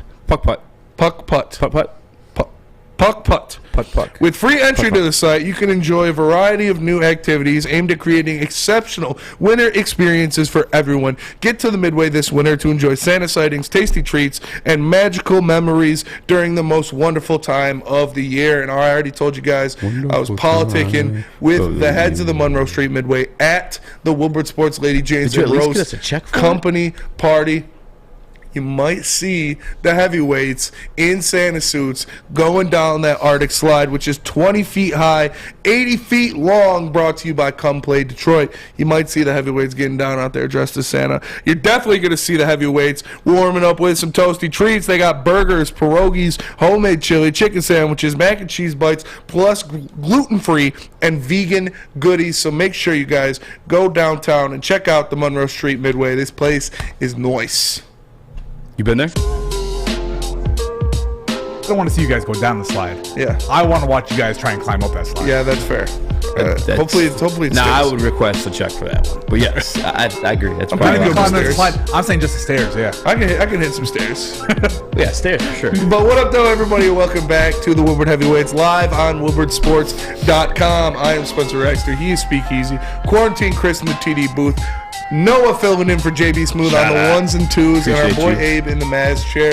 We just got done breaking down the offense and the defense of both teams. Now let's go special teams. No. Who will win the kick return bat? Honestly, special teams, you don't want to go there because we got the best punter in the league. Just saying. We definitely win the special teams thing. But Abe and I were getting into it during the break. Yeah. I said I agree the teams are like similar. Like even Rob Saleh actually was on the SD4L show last night. He's like, it's like looking in a mirror. Except for like obviously opposite sides of the ball. Dan Campbell's offensive guy, Rob Saleh defensive guy. But very similar teams, yes. Your situation with the Jets, a little bit more gimmicky to me. Just because the quarterbacks I named off, the offense has been stagnant. When you did spark up, it was against like shittier defenses if we're being realistic about it. And then the turnovers too. You guys only have like I think one turnover in the last 4 games. Which like some of those against some we haven't been getting a lot of turnovers. No, yeah, not in the last couple of games. And the Lions have, and you can't guarantee a turnover is ever going to happen, right? That's silly. But we've been on that bit of a streak. You know what I'm saying? 11-3 turnover ratio in the past 6 games for the Lions. There's one other thing. The one reservation I have for the Detroit Lions losing this game, I didn't want to say because I don't want to give you like any ammo. Should I save it for like the next segment, or should I tell it? Go for it. Let it rip. He said, "Wait till he leaves." I know, because I was fully confident Detroit Lions, like honestly, like surprising in like an almost ass whooping fashion. Not just because like I think our offense is so much better than their defense. That is like a clash, 110%.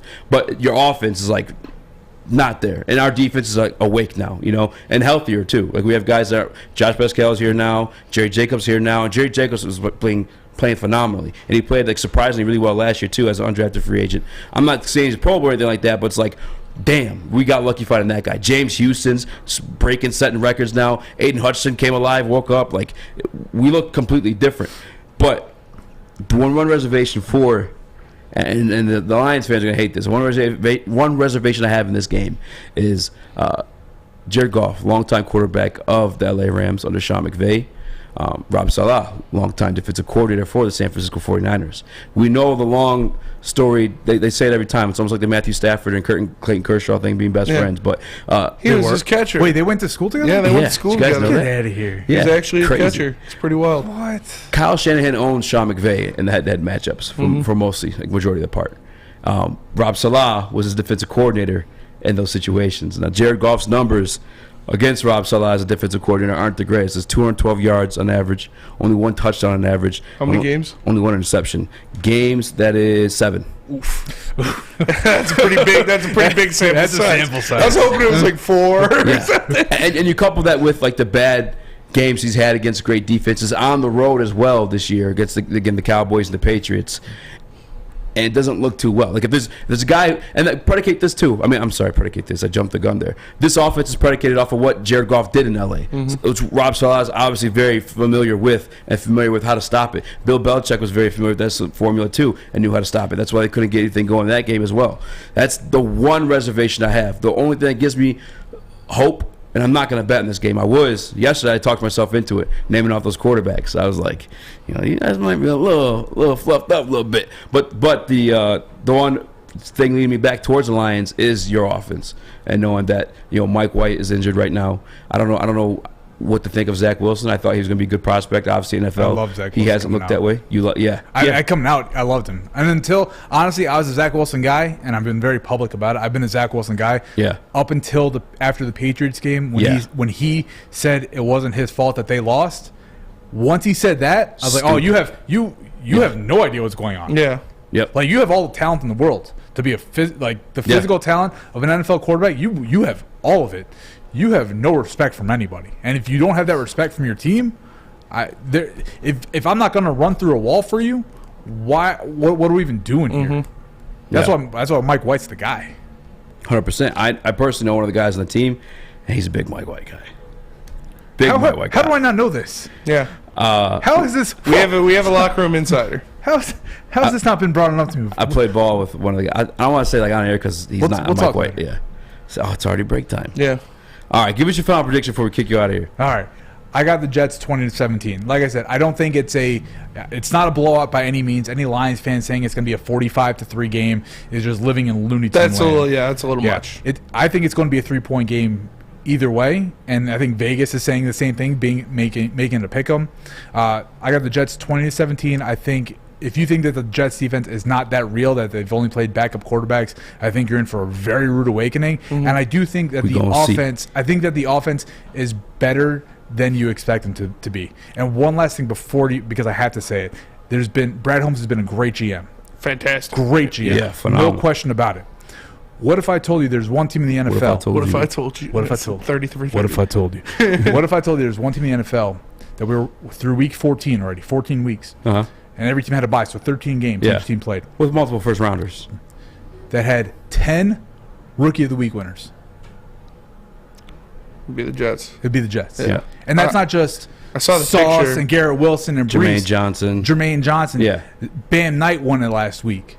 Undrafted free agent. So how many of those guys have won Player of the Weeks? Probably Sauce.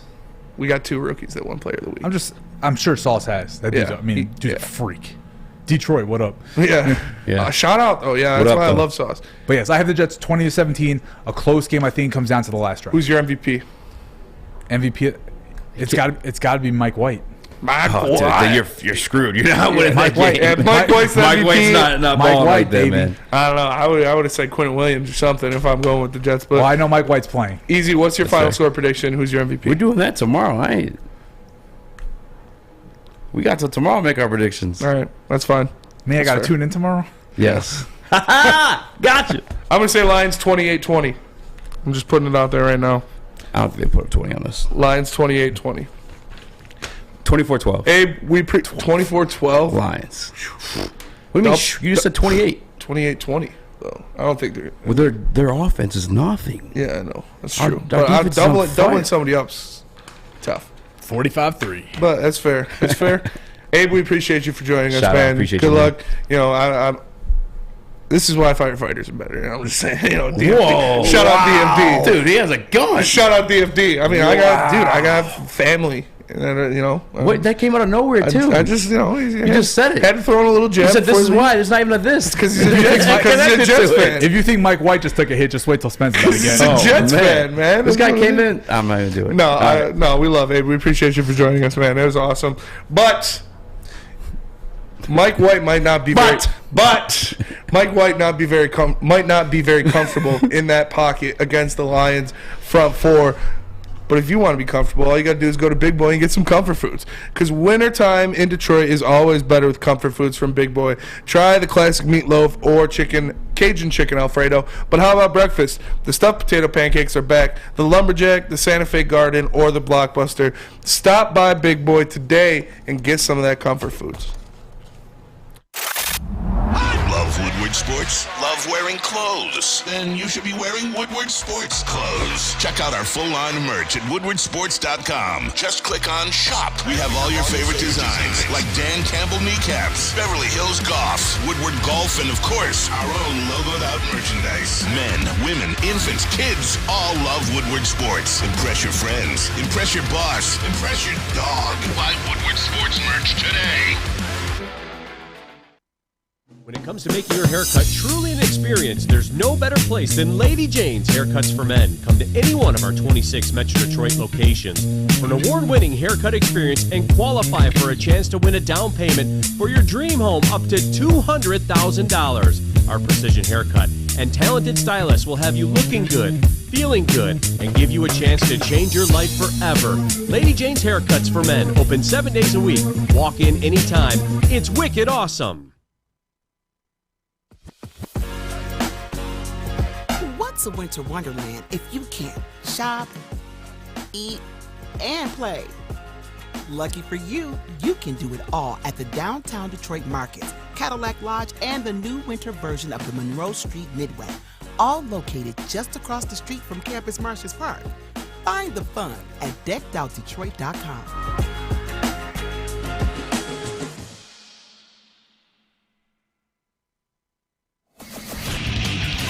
Get a shot up. This is for the win.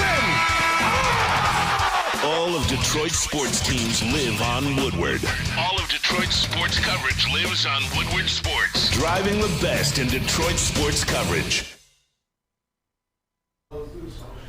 Chili Peppers Tanning is where you'll find the cleanest salons in the D. Spotless, sanitized rooms with trained and certified tanning professionals. Join the Pepper Club for all the best deals where they beat all competitors by $5. $5, y'all. And while you're there, do yourself a favor. Don't forget to pick up Australian Gold, Designer Skin, Caltan, or Swedish Beauty Lotions. ChiliPeppersTanning.com, the hottest balls, the hottest deals, the darkest tan, your vitamin D headquarters, 27 locations, and more on the way. What up, though, everybody, and welcome back to another episode of the Woodward Heavyweights live on WoodwardSports.com. I'm Spencer Raxter. He is Speak Easy. We got Quarantine Chris in the TD booth. Our boy Noah filling in for JB on the ones and twos, and Nobi in the managed chair because Abe just left. No, but shout out to Abe for coming in and ripping with us for a little while. That was awesome. It's always good to get a fan of the other team's perspective. We've been doing that almost every week so far this football season. It's really cool to put some things back and forth, see how they're feeling compared to how we feel. Yeah, because you sometimes you have your rose-colored goggles on as like Lions fans. Yeah, you don't see everything. You got the Honolulu blue shaded goggles. Yeah. Do you think I'm tripping on the defense thing? No, I mean I think their defense is good. I think they're good too, but I don't know if they're like locked down. You know what I'm saying, like how they're being painted. I think they're very good. I think they got a lot of weapons. I agree that they're not. I don't think they're as good as the Cowboys or the Patriots defense that we've already played this year, but like they can be good. I still think they're as battle tested as like Cowboys and Patriots. I agree. But we just got done talking with a Jets fan about how he thinks the Lions are going to look, what he thinks going on. Why don't we hear from the man himself, the head coach of the New York Jets, Robert Saleh, was on with the Spartan Dog for Life show. Let's hear what he had to say. What kind of job is Dan doing in Detroit? Dan Campbell. Dan, he's doing a phenomenal job. Got to hang out with those guys at the Senior Bowl. Deuce Staley, Dan, because Deuce was the head coach for the game. Thought they did such a great job, very organized. But you just watch on tape, Dan Campbell, their staff represents. I feel like we're looking in the mirror. Two teams that play their tails off, gritty.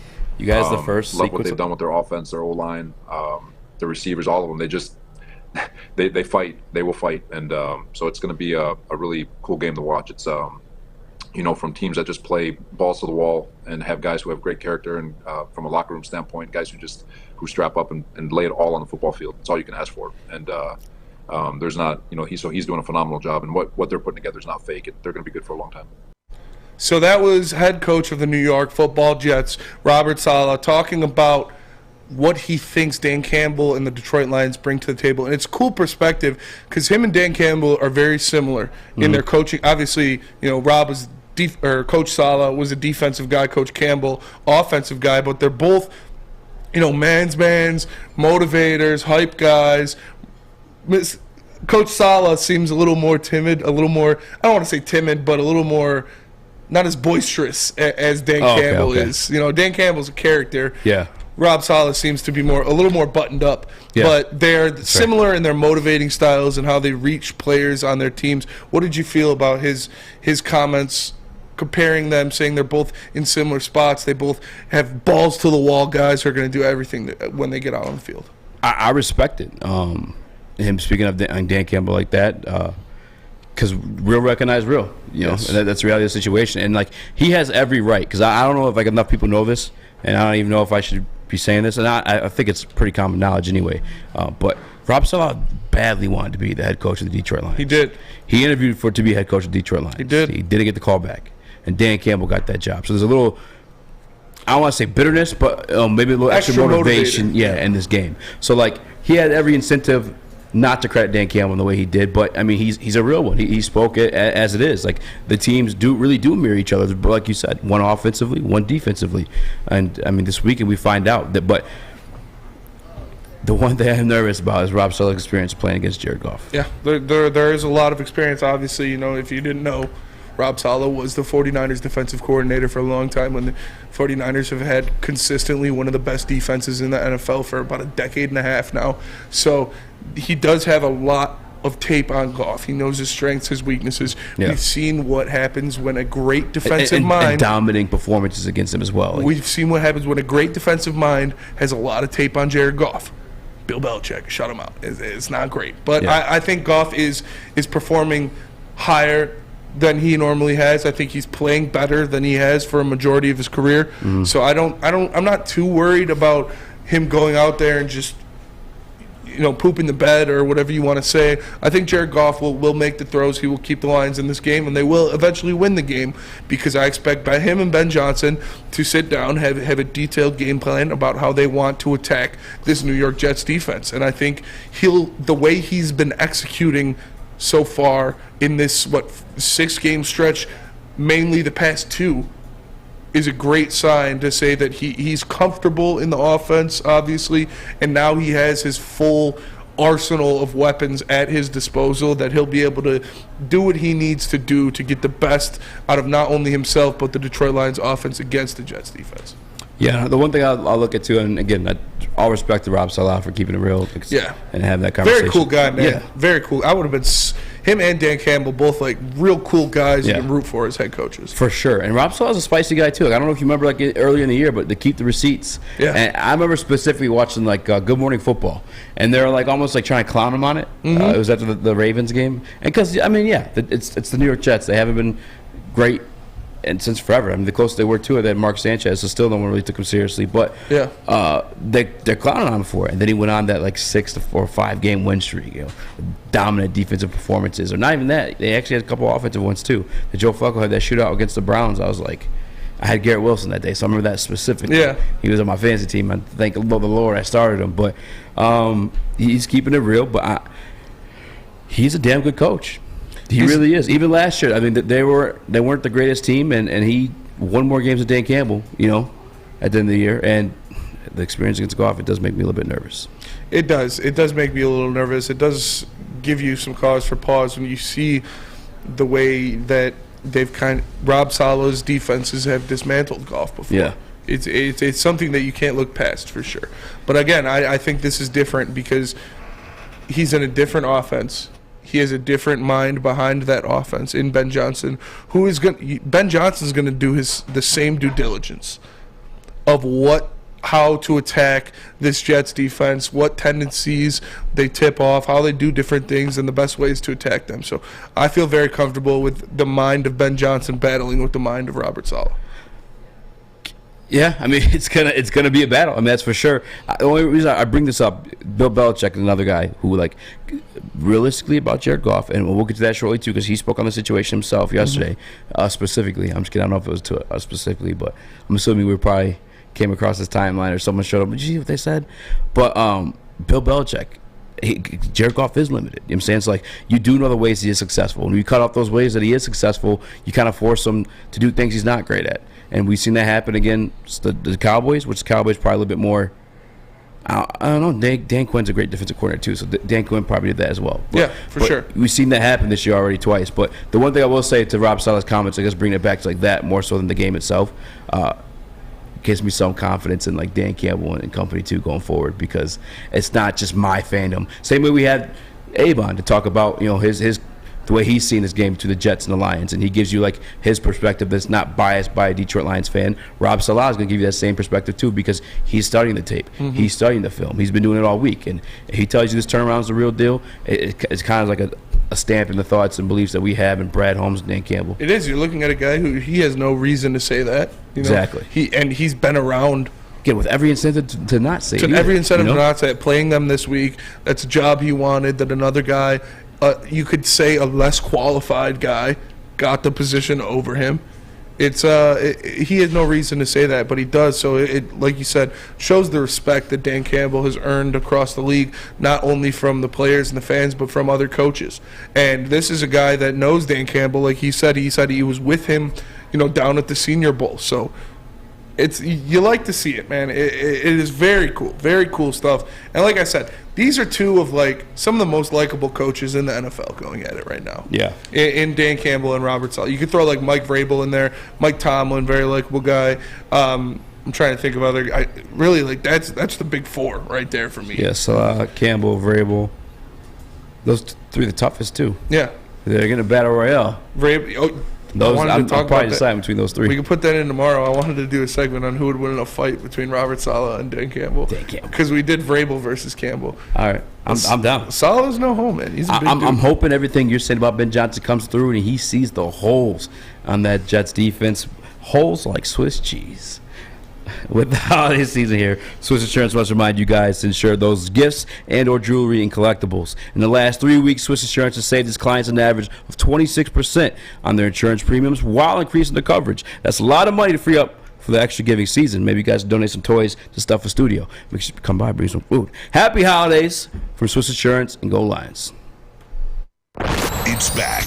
Year 3 of Woodward Sports Stuff a Studio is here. The past 2 years, we've collected new unwrapped toys and stuffed our studio so we could hardly fit in it. This year, we're doing it even bigger. Join Woodward Sports and our whole family December 19th to the 23rd as we stuff our studio. While you're out shopping or just sitting on your couch ordering presents, make sure you grab one extra and drop it off at our studio, 15 Mile in Woodward in Birmingham. We'll be collecting toys around the clock to make sure every child in Mott's Children's Hospital feels the warmth of the holiday season. It's the time of year to do for others. Help us stuff our studio. Special thanks to all the wonderful elves at Meyer and Guardian Alarm for keeping the toys safe. Stuff a Studio 2022 with Woodward Sports. By now you know me, Christina Gennari, as the obvious choice in real estate. And you know my website, soldchristina.com, as your #1 resource for buying or selling your home. Myself, along with my amazing staff, pride ourselves on making your home buying and selling experience a relaxing and easy one. Come see why we are the obvious choice. Christina Gennari at soldchristina.com, the obvious choice in real estate. We don't like to brag that we are the toughest sports network in Detroit, but we do have a guy named Darren McCarty on our side. Lemieux and McCarty, who've had a good knockdown drag up. There they go, right on the whistle. They were talking to one another. Woodward Sports.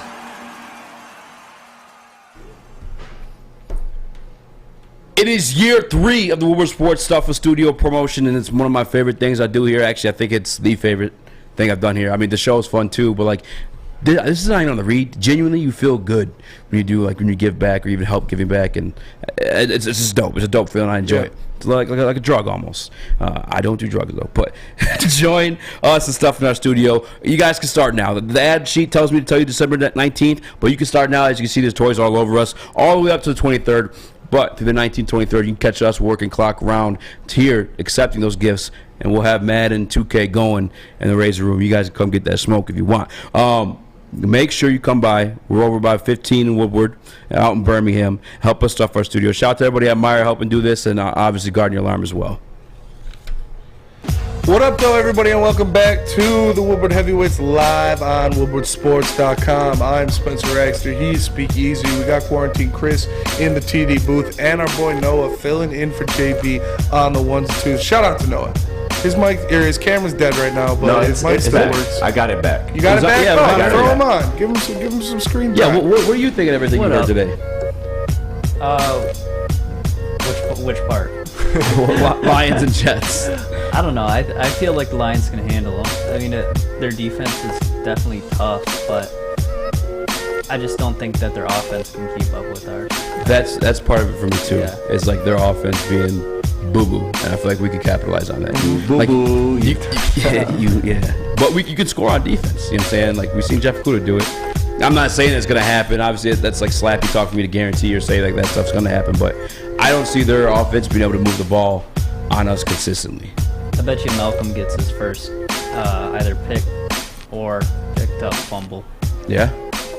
I could see that. I think he has the fumble recovery already. But does he? Yeah. The pick is what he's hunting for. Yeah. He's been wanting that one all season. A pick and a few yards for sure. Yeah. That would be sick. I would be happy because I know how bad that kid wants that.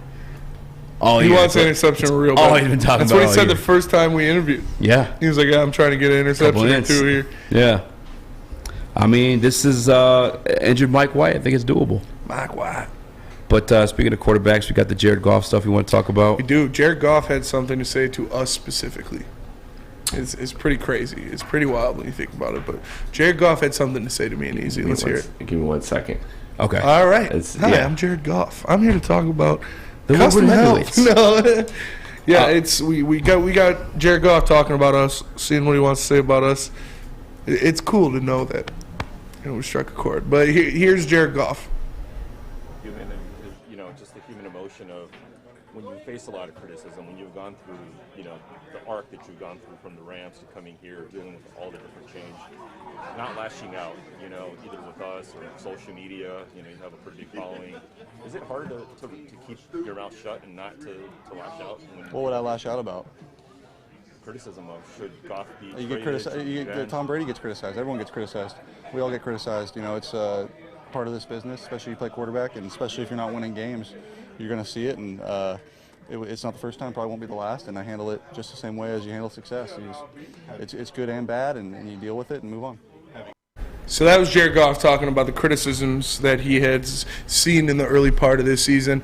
I love it. I love that from him. Like, dude's got a smoking hot fiance, making millions of dollars, playing a game for a living. You think he cares what two fat idiots have to say about him? Like, no, that's how you have to be. Don't talk about Maz and them that way. Yeah, sorry, Maz. No, to be an NFL quarterback, you obviously have to have thick skin because you get too much credit when things go right, and you get too much blame when things go wrong. That's the nature of the position, and he knows that. He's the guy's a pro. He's been in the league for a long time. He knows how it goes. So that's what he had to say. He said, well, it's Tom Brady gets criticism. Beyond that, I think as a man or even as a human being, not to go like Andrew Tate there, but to better yourself in every situation, you have to be aware of your problems. You have to hold yourself accountable. You can't correct something if you don't know what to correct. That's why I'm handsome and ripped. Yeah, exactly. Exactly. It's perfect. That's why I care too much. When it comes the 7-step process, whatever it is for the drug addicts and stuff like that. The first one is acceptance. Yeah, admitting you have a problem. Oh, is it? Was I right or were you right? I don't know. It's I'm pretty sure acceptance is first. Well, that's it. Accepting that you have a problem. Oh, okay. Yeah, so admitting you have a problem. You have to hold yourself accountable. So when he hears him being criticized, when he hears all the extra flack, like he said, through social media, on national media too, because everyone likes to call us the hater, but let's be realistic about it. National media have the same perspective because they have eyeballs. They don't have a Lions fan bias. But again, being a man about it, accepting it, being accountable about it, and then correcting it. And that's what we've seen this season. Yes. He said, what would I be mad about? I played shitty. We weren't winning games. What do you want people to say in that scenario? If you want me, if I were to go out there right now and I'd gotten a street fight and I got my ass kicked, and I was like, tell him how I whooped that dude's ass, Benny. Tell him how I whooped his ass. He want none of this. I can't. You can't say that. And I know that's the case with Jared Goff, that it's not just media talk. It's genuine because we saw this exemplified in the Bills game. And the infamous DJ Chark wrong route from all the Goff truthers, which no, it was a bad ball. It was either a bad ball or just miscommunication on his part. But nonetheless, he screwed up. He came out after the game and told you, I screwed up. And following that, guess what happened the very next week, Spinny? Yeah. Same route, different ball, 41-yard gain. Again, the following week, again, same ball, different route, touchdown this time around on the left side of the field. If he hadn't held himself accountable, checked himself, I messed up here, maybe he doesn't correct that ball. He'd be in a situation like Zach Wilson's in right now. Yeah, exactly. And maybe he throws another shitty ball. But you have to do these things to learn and get and progress from them. I wasn't birthed on this stage. I had to learn. I had to mess up a bunch of times and learn what not to say, what not to do. Yeah. You know what I'm saying? It's just, again, hold yourself accountable throughout life. Whatever you want to be, hold yourself to that standard. And you're going to either get damn close to it or become it, and then you move on to the next goal. That's just the reality of the situation. And I respect that in him because you had the Zach Wilson situation. We had Aaron Rodgers at times too. I'm trying to think of another. Matt Patricia. The best example of it. Also the worst. I'm the smartest defensive mind ever. I made the best play call in the history of defense. Exactly. And then he's coming here and they're like, what's going on with you and this team? Did you see what I was given? Yeah, you were given a playoff team, bud. Yeah. There was no ounce of accountability in that man's body at all. And that's why he's no longer a leader in an NFL position. Maybe a part-time coordinator alongside Joe Judge in New England. Yeah. And that's not really going that well either. No, it's not. as a man, and especially as a leader of this team, I love to see out Jared Goff, and I'm telling you, he got some brownie points for me with that. Yeah, it's that's what you got to do. You got to take accountability and go forward. And like we gave props to Jared Goff after his performance the past 2 weeks. Both Mondays we've come in and said, yeah, the guy's playing great. He had a fantastic game. He went out there and took care of business. That's what happens, and it is props off for him. It's good to see him accepting that, and like you said, the exact opposite of what we just saw out of Jared Goff is what the New York Jets were dealing with Zach Wilson. Zach Wilson, after their team scored 3 points against the Patriots, comes out there and says, it's not my fault. It's not my fault we lost the game. And guess what? Now he's on the bench. Nobody likes him on the team, and he's losing all confidence. So it's impressive. You like to see it. You like to see the guy go out there and, like you said, admit your flaws and attack them and try to be better. Yeah. That's what it's all about. 100%. I mean, he's not going to be a quarterback here, so I don't care. Lamar Jackson, getting criticized after a tough game that he had, and he went on Twitter and told that guy basically to suck a dick. Yeah. But you look like a fool. You know what I'm saying? Like, you had a bad game. Mm-hmm. And that's why it's even more, I guess, commendable from Jared Goff is because, like you said, 2 fat idiots. We're not in the league, let alone in shape to be in the league, let alone in shape to play AA ball, any of that stuff like that. So to take bullshit from that and to stay clear of it and be like, well, I mean, that guy's right. That's hard to do because you're defensive in that moment, especially given this scenario. Well, you're fat. How you tell me what to do? You know what I'm saying? It'd be so easy to say that. Like Lamar said, you never even stick the jock strap. Suck it, whatever he said. But I mean, hey, Jared Goff got some brownie points for me. For all you golf gobblers out there, he also just told you too, I was playing bad. What do you want people to say? So there's your ounce of truth there too, Mr. Top 5 all season. Top 5 last 6 games, yes. Top 5 all season. He kind of told you himself there too. No. Yeah. Yeah, it's like you said, accountability, and you step forward, and especially in a professional sport where it is the ultimate team sport. So you can easily say, oh, you ran the wrong route, there wasn't great protection here, blah, blah, blah, blah, blah. But he knows, like he said, he's been in this league for a long time. He knows that he's been a quarterback his whole life. He knows that it's the most scrutinized position in football for sometimes fairly, sometimes not fairly reasons. They touch the ball every offensive play, so they're going to have a lot of say of what happens. But also, I feel like they get blamed a lot more for losses and praised a lot more for wins. 100%. Like the whole quarterback stat or quarterback win thing. It's debatable.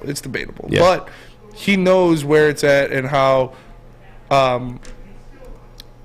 you have to hold yourself accountable for mistakes. As, like you said, as a guy who's the leader on the team, which is what they've all said throughout this whole year. Ben Johnson said it. Dan Campbell said it. The offensive line has said it, how he's stepped up and has become a leader on this team. You remember at the beginning of the year, we were talking about DJ Chark saying he can go to Jared Goff and ask him about different routes, and it's just like he's talking to Ben Johnson or Antoine Randall about it. So it's important for leaders on your team, for guys who are the quarterback getting paid the most money. You need to hold yourself accountable as well as the rest of your team. So you do like to see it. But, me and you want to get into shape and maybe try out for the Lions. There's only one place where we do that at. Where's that? That's Planet Fitness. Because Planet Fitness is not only the official studio sponsor of the Woodward Sports Network, but they're also the home of the Judgment-Free Zone, where you can work out in a non-intimidating, judgment-free atmosphere. The gym that has always been known for being clean is now cleaner than ever. It has tons of equipment, a full-body workout in just 30 minutes in the 30-minute circuit, and all memberships include fitness training. You get all of that for just $10 a month. Join in club or online at planetfitness.com. It's Planet Fitness, where your fitness is essential. Love Woodward Sports? Love wearing clothes? Then you should be wearing Woodward Sports clothes. Check out our full line of merch at woodwardsports.com. Just click on Shop. We have all your favorite designs, like Dan Campbell kneecaps, Beverly Hills Goff, Woodward Golf, and of course, our own logoed out merchandise. Men, women, infants, kids all love Woodward Sports. Impress your friends. Impress your boss. Impress your dog. Buy Woodward Sports merch today. At work and at home, we're there with smarter security solutions. Featuring complete automation with customized alerts and more. For over 90 years, we've been the company that's been counted on to protect what matters most, all with personalized service and care. Right now, for a limited time, receive a free video device plus free installation with a new home system. Guardian Alarm. We protect Michigan.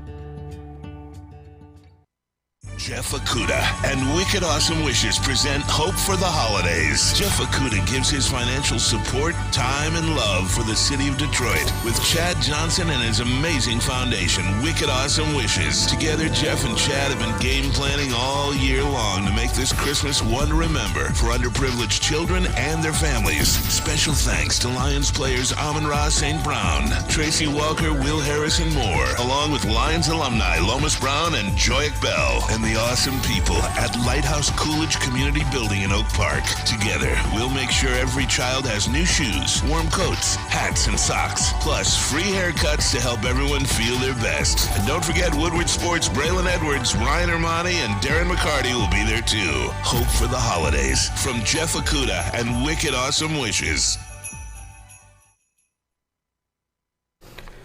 At Alta, Uptime matters. Alta Equipment has everything you need to get the job done. You got a big project coming up? Call Alta Rent. They got you covered. Give them a call today, 844-GO-TO-ALTA. Again, that's 844-GO-TO-ALTA. Alta Equipment, where uptime matters. What up, though, everybody, and welcome back to the Woodward Heavyweights live on woodwardsports.com. I'm Spencer Raxter. He is Speakeasy. We got Quarantine Chris I'm in Bryson. the TD booth, and our boy Noah filling in for JB on the ones and twos. All right, where do you want to go, Easy? You want to go JMO? You want to go run game? You want to go Pistons? What are you feeling? I have admiration for Chris coming in, still doing his damn job all sick. And I know Chris likes to talk some basketball. Not dying. You're just that ugly all the time? Yeah. Oh. This is just my face. Yeah. This is just my face. My grandpa, nobody's cooked me harder than my grandpa ever in life. When I first told him I wanted to get into broadcasting, he looked me dead in the face and he said, "You got the face for radio." No. Got me. No laugh? Did you laugh? Like, ha ha ha? Of course you laugh. Yeah. But like a maniacal one or like I'm joking one? I don't know. He's dead. He's dead, so I can't ask him. I didn't want to ask. Were you serious? Chris is pissing. I'm sorry. Too funny. Wait, what? No. I think I know where you were Smell going with that. Pop-Pop's meat. Fuck you, Grandpa. Look at me now, bitch. Yeah. That was not that grandpa, by the way. That was the cool grandpa. That's fair. Does his meat smell bad, though? Never smelled that grandpa's meat. Okay. All right, let's talk some hoops. Let's talk some hoops. Chris, you said you did some homework on the matter we discussed yesterday with drafting another guards. I saw Banks in the Woodward Sports chat was already asking about it. Yeah, I mean, I went through all the teams I mentioned yesterday. All the young teams around the league that we're looking at that were like, oh, this should be goals for the Pistons. Memphis, Pelicans, Boston, and Golden State. But I'll just do Boston and Golden State because those are obviously the two teams that were in the finals last year.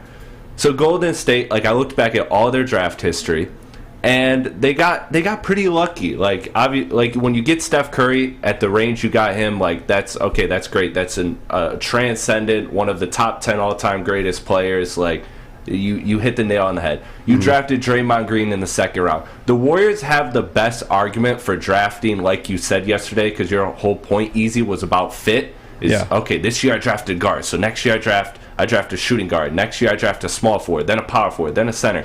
But when you look at the Warriors were the cleanest, but I mean that really helped with Steph Curry being Steph Curry. But then they took Epe Udoka in the second round, or Epe Udo. I mixed him up with the former Boston coach. And so they took him the following year. He turned out to be nothing. Then you got Klay Thompson. Yep. And then you got Harrison Barnes, which was a good fit next to Klay and Steph. You got point guard, shooting guard, small forward. But you got totally lucky with Draymond Green in the second round. Like, let's be real. Nobody takes Draymond Green in the second round if they think he's anywhere close to what he is or what he became. So they're the cleanest one. Then they drafted Kayvon Looney after that. So they're the cleanest. But Boston, now this is where it gets interesting. Boston spent 4 first-round picks in 3 years on guards, just like the Pistons might end up doing if they take Scoot Henderson. In 4 years? Yeah, in 3 years. They took 4 guards with first-round picks. So they had multiple first-round picks, and they were able to take multiple guards. So they took multiple guards, including Terry Rozier. Remember, Terry Rozier was a player that was like he was behind Kyrie Irving. He kind of wanted his own team, blah, blah, blah. Yeah. He was outperforming where he was drafted. So guess what they did? They traded him when Kyrie left them for nothing. He was an insurance policy that they then traded for Kemba Walker. Now, Kemba Walker didn't work out, but at the time, Kemba Walker was an all-star point guard. So that is why you draft based off talent, because the draft is so hit or miss. Every single one of these teams I went through, the Pelicans, like, they drafted Zion Williams and Jackson Hayes in the same year, and those two don't really play the court that much together. Now, Jackson Hayes hasn't progressed to be something, but fit-wise, they don't fit well. But they still took them because it's a talent league, it's a situational league.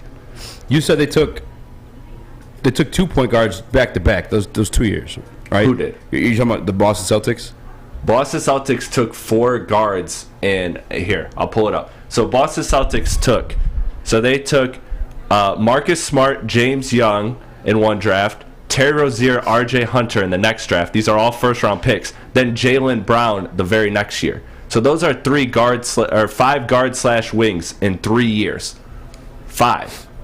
And obviously, James Young and R.J. Hunter didn't turn out, and those were later first-round picks, but they were still first-round picks. Yeah, but the draft is a crapshoot. So they learned from that. In the following years, they went Jaylen Brown, Jason Tatum, Robert Williams. They learned from taking 2 guards, but they drafted Robert right? Williams when they had Al Horford. So they were drafting him just projected to be a backup. Smaller big man. The Pistons drafted Jalen Duren as well in the first round, correct? Yeah. Mm-hmm. It's a pretty good fit with those guys. Yeah. And so you said that the James Young and R.J. Hampton wasted picks. Hunter wasted picks. You smiled at. Do you think Scoot Henderson will be a wasted pick? Is that what you're saying? No, but I'm telling you, RJ and what's his name was a wasted pick, and they're like, damn, now these point guards. Only 2 of these guys are working out. I never needed 4 of these guys. Corrected the mistake from there. And with Jaylen Brown, then with Jason Tatum, then with a big man, drafted for need. Now, if you're in the situation is different here with the Detroit Pistons that we're discussing yesterday, is that we're talking specifically like a first or second pick. When you're dealing with a first, second pick, a lot of times, you do want to take the best guy because that's. We talked about it earlier. It's a crapshoot. Yeah. But between when you're 1 and 2, that's typically when you're getting like a for sure guy, and not even necessarily 2 sometimes. Like sometimes it's just the 1, and even then that doesn't always count either. But my mindset is like if you're somebody has to go. You can't put but these that's guys what on the floor. that Jaden Ivey or Cade Cunningham or Scoot Henderson, one of those 3 could be Terry Rozier and get you an all-star guard. They got an all-star point guard for Terry Rozier in a sign-and trade with Charlotte.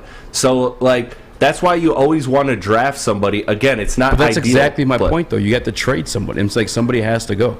Okay, but I'm showing you that they can be traded. So what's the argument? We're arguing the same thing at this point. Like I'm saying, you have to trade somebody. And but you're saying you don't draft Scoot Henderson. So what is your? I'm saying trade that pick? I don't want to draft Scoot Henderson. No, trade the pick. Yeah, I think you get more. I think you get more value out of trading that pick than you would out of trading Jaden Ivey. If that makes sense. And that's no disrespect to Jaden Ivey, but the pick is a big what if? Oh, this guy can be. You know what I'm saying you're selling that lottery ticket, that potential. Where Jaden Ivey is more of a proven commodity in this league. You've seen him, and it'd be a full year at that point, only 1 year. And I'm not necessarily saying that Ivey would be the guy you would trade. That would just be the guy you get more value out of versus a Killian Hayes. You know what I'm saying? Yeah, I don't know. Both sides seem pretty contradicting to me. Of the argument, we're saying the same thing. Somebody has to go. Exactly, yeah. I think it's both contradicting. We're both saying you have to trade. Because you're saying you got to draft top talent available. That's what you do at 1-2 because it's kind of a crapshoot. But then you're but I don't want to draft Scoot Henderson even though he's obviously the second most talented player in the draft. Well, I say trade back. Yeah. Trade. I mean, in the day, the whole main point and focus is trade. You have to either trade out of the pick or you have to trade one of your guys. And that's our middle ground, and all I'm providing is comfort, saying that there's history in just drafting the best players and then making trades that then lead to getting the right pieces. So don't pass up on Scoot. If you get number 2, shop the pick. If you have to take Scoot, if you don't like the offers you're getting, take Scoot, and down the line, who knows, maybe Ivy doesn't work out as well, or maybe Cade doesn't work out as well, or maybe Scoot doesn't work out. You just have to, at that point, you have to play the game. You have to play the long game. If you can't find the right trade package, that's all. Yeah, trade package is the main point in the day, is what I'm saying. Yeah. Like somebody's have to go. Now my question to you guys, in that scenario, who's getting traded?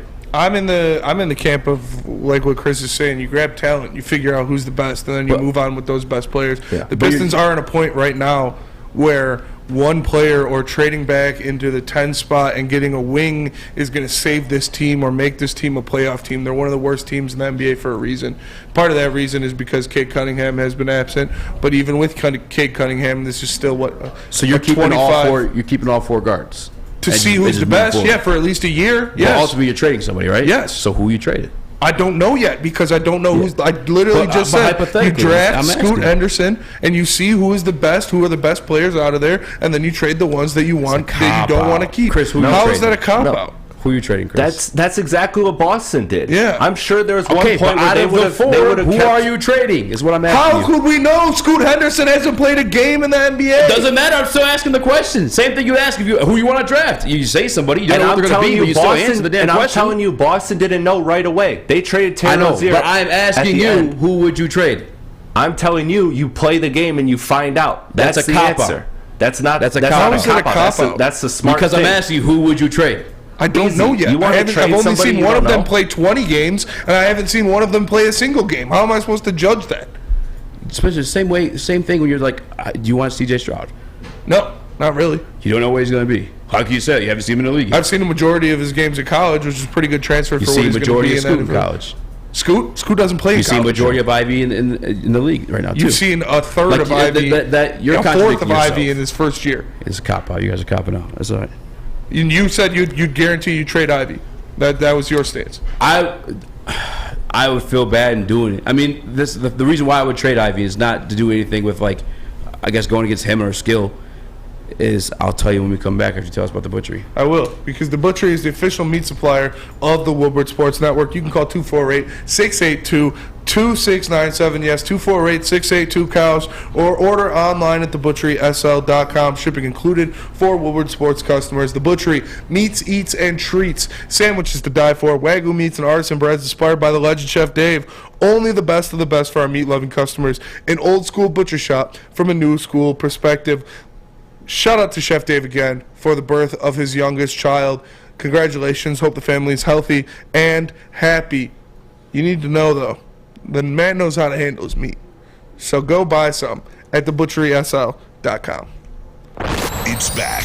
Year 3 of Woodward Sports Stuff a Studio is here. The past 2 years, we've collected new unwrapped toys and stuffed our studio so we could hardly fit in it. This year, we're doing it even bigger. Join Woodward Sports and our whole family December 19th to the 23rd as we stuff our studio.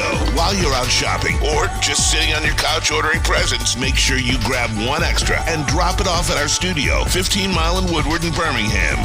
We'll be collecting toys around the clock to make sure every child in Mott's Children's Hospital feels the warmth of the holiday season. It's the time of year to do for others. Help us stuff our studio. Special thanks to all the wonderful elves at Meyer and Guardian Alarm for keeping the toys safe. Stuff a Studio 2022 with Woodward Sports.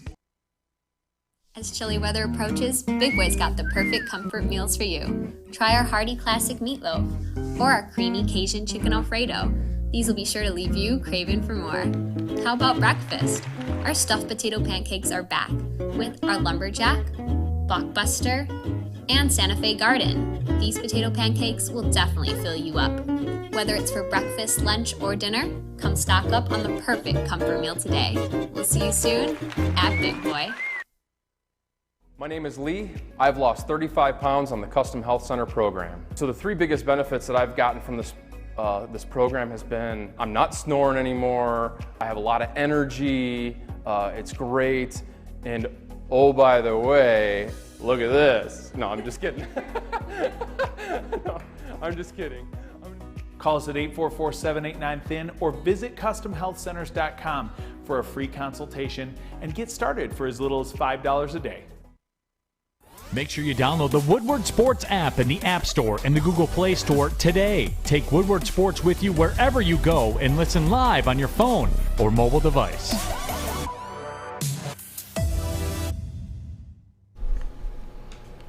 If you're not a cop out and like to enjoy your time downtown Detroit, I'd recommend the Monroe Street Midway and the Cadillac Lodge, because it's back. And now they got a giant slide, winter bumper cars, and an indoor arcade. Plus, you got drinks at the lodge before or after games. Shop, eat, and play downtown all winter long with deckedoutdetroit.com. All right, what up, though? Welcome back to Woodward Heavyweights live at woodsports.com. We're jumping right back into it. All right. First and foremost, Pistons fan 11. I hate arguing with you. I'm not going to be mean or disrespectful. Be Jared Goff. But blind answer. You want a blind answer? Did we yesterday, or maybe the day before? Did we discuss like a trade scenario of like either trading up for Jalen Carter, and or trading back into the draft? Yes. Because you can do that. Like we talk sports, it's hypotheticals. You can be wrong. You change your opinion. That's why I'm holding the gun to you two. The NFL is also way different than the NBA. There's 2 rounds in the NBA draft. Yeah. Why is it different? Because it's way more impactful about if you miss, the amount it hurts of players way more. you miss or hit on. If you miss it, And hurts way also, more. have you watched? No, have you watched? still Have do you mock watched Scoot drafts. Henderson play a game? You still do have you watched projections. Scoot Yes, I Henderson have. play a game? Yes, I have. Oh yeah, against Wemby. Yeah. That Twice. one game. Twice. He played twice. Yeah. So 2 games in his whole career, and you already are confident that he's going to be better than Jaden Ivey. I know that I think he's gonna be. Yeah. I think he's gonna be a better shooter than Jaden Ivey for sure. Yes. See, I don't have the confidence to say that based off 2 games I've seen. That's fair. Playing against the overseas. I tell you what, there's a lot of people. The reason why you want to take Scoot is because of the prospect, right? Like you want to take Scoot is just as blind as like me asking like, would you trade him or trade like another guy? Yeah, but saying like who are you gonna trade out of these 4 guys? Well, it's a hypothetical question, right? It's a hypothetical and you're off allowed of a hypothetical. Obviously, it's like grasping for straws. Like if you get the second round that's pick fine, and then get all of this these is what guys, we do, right? who would you we trade talk out of sports. them? Everything we speak is hypothetical. We just did a whole game breakdown of a game that hasn't happened yet. Yeah, and what but we it's a think is gonna cop out happen. saying I'd rather see who's the best one. Also, it's That's not a cop-out? it's not a decision that has to be made right now. For sure. But given your knowledge of the situation, what would you do? I'm not informed enough on Scoot yet. Cop out. I'm not. Yeah, I've only seen the guy play 2 games. 3 games. I've seen 1 game other than the 2 Wemby games. That's it. That's right.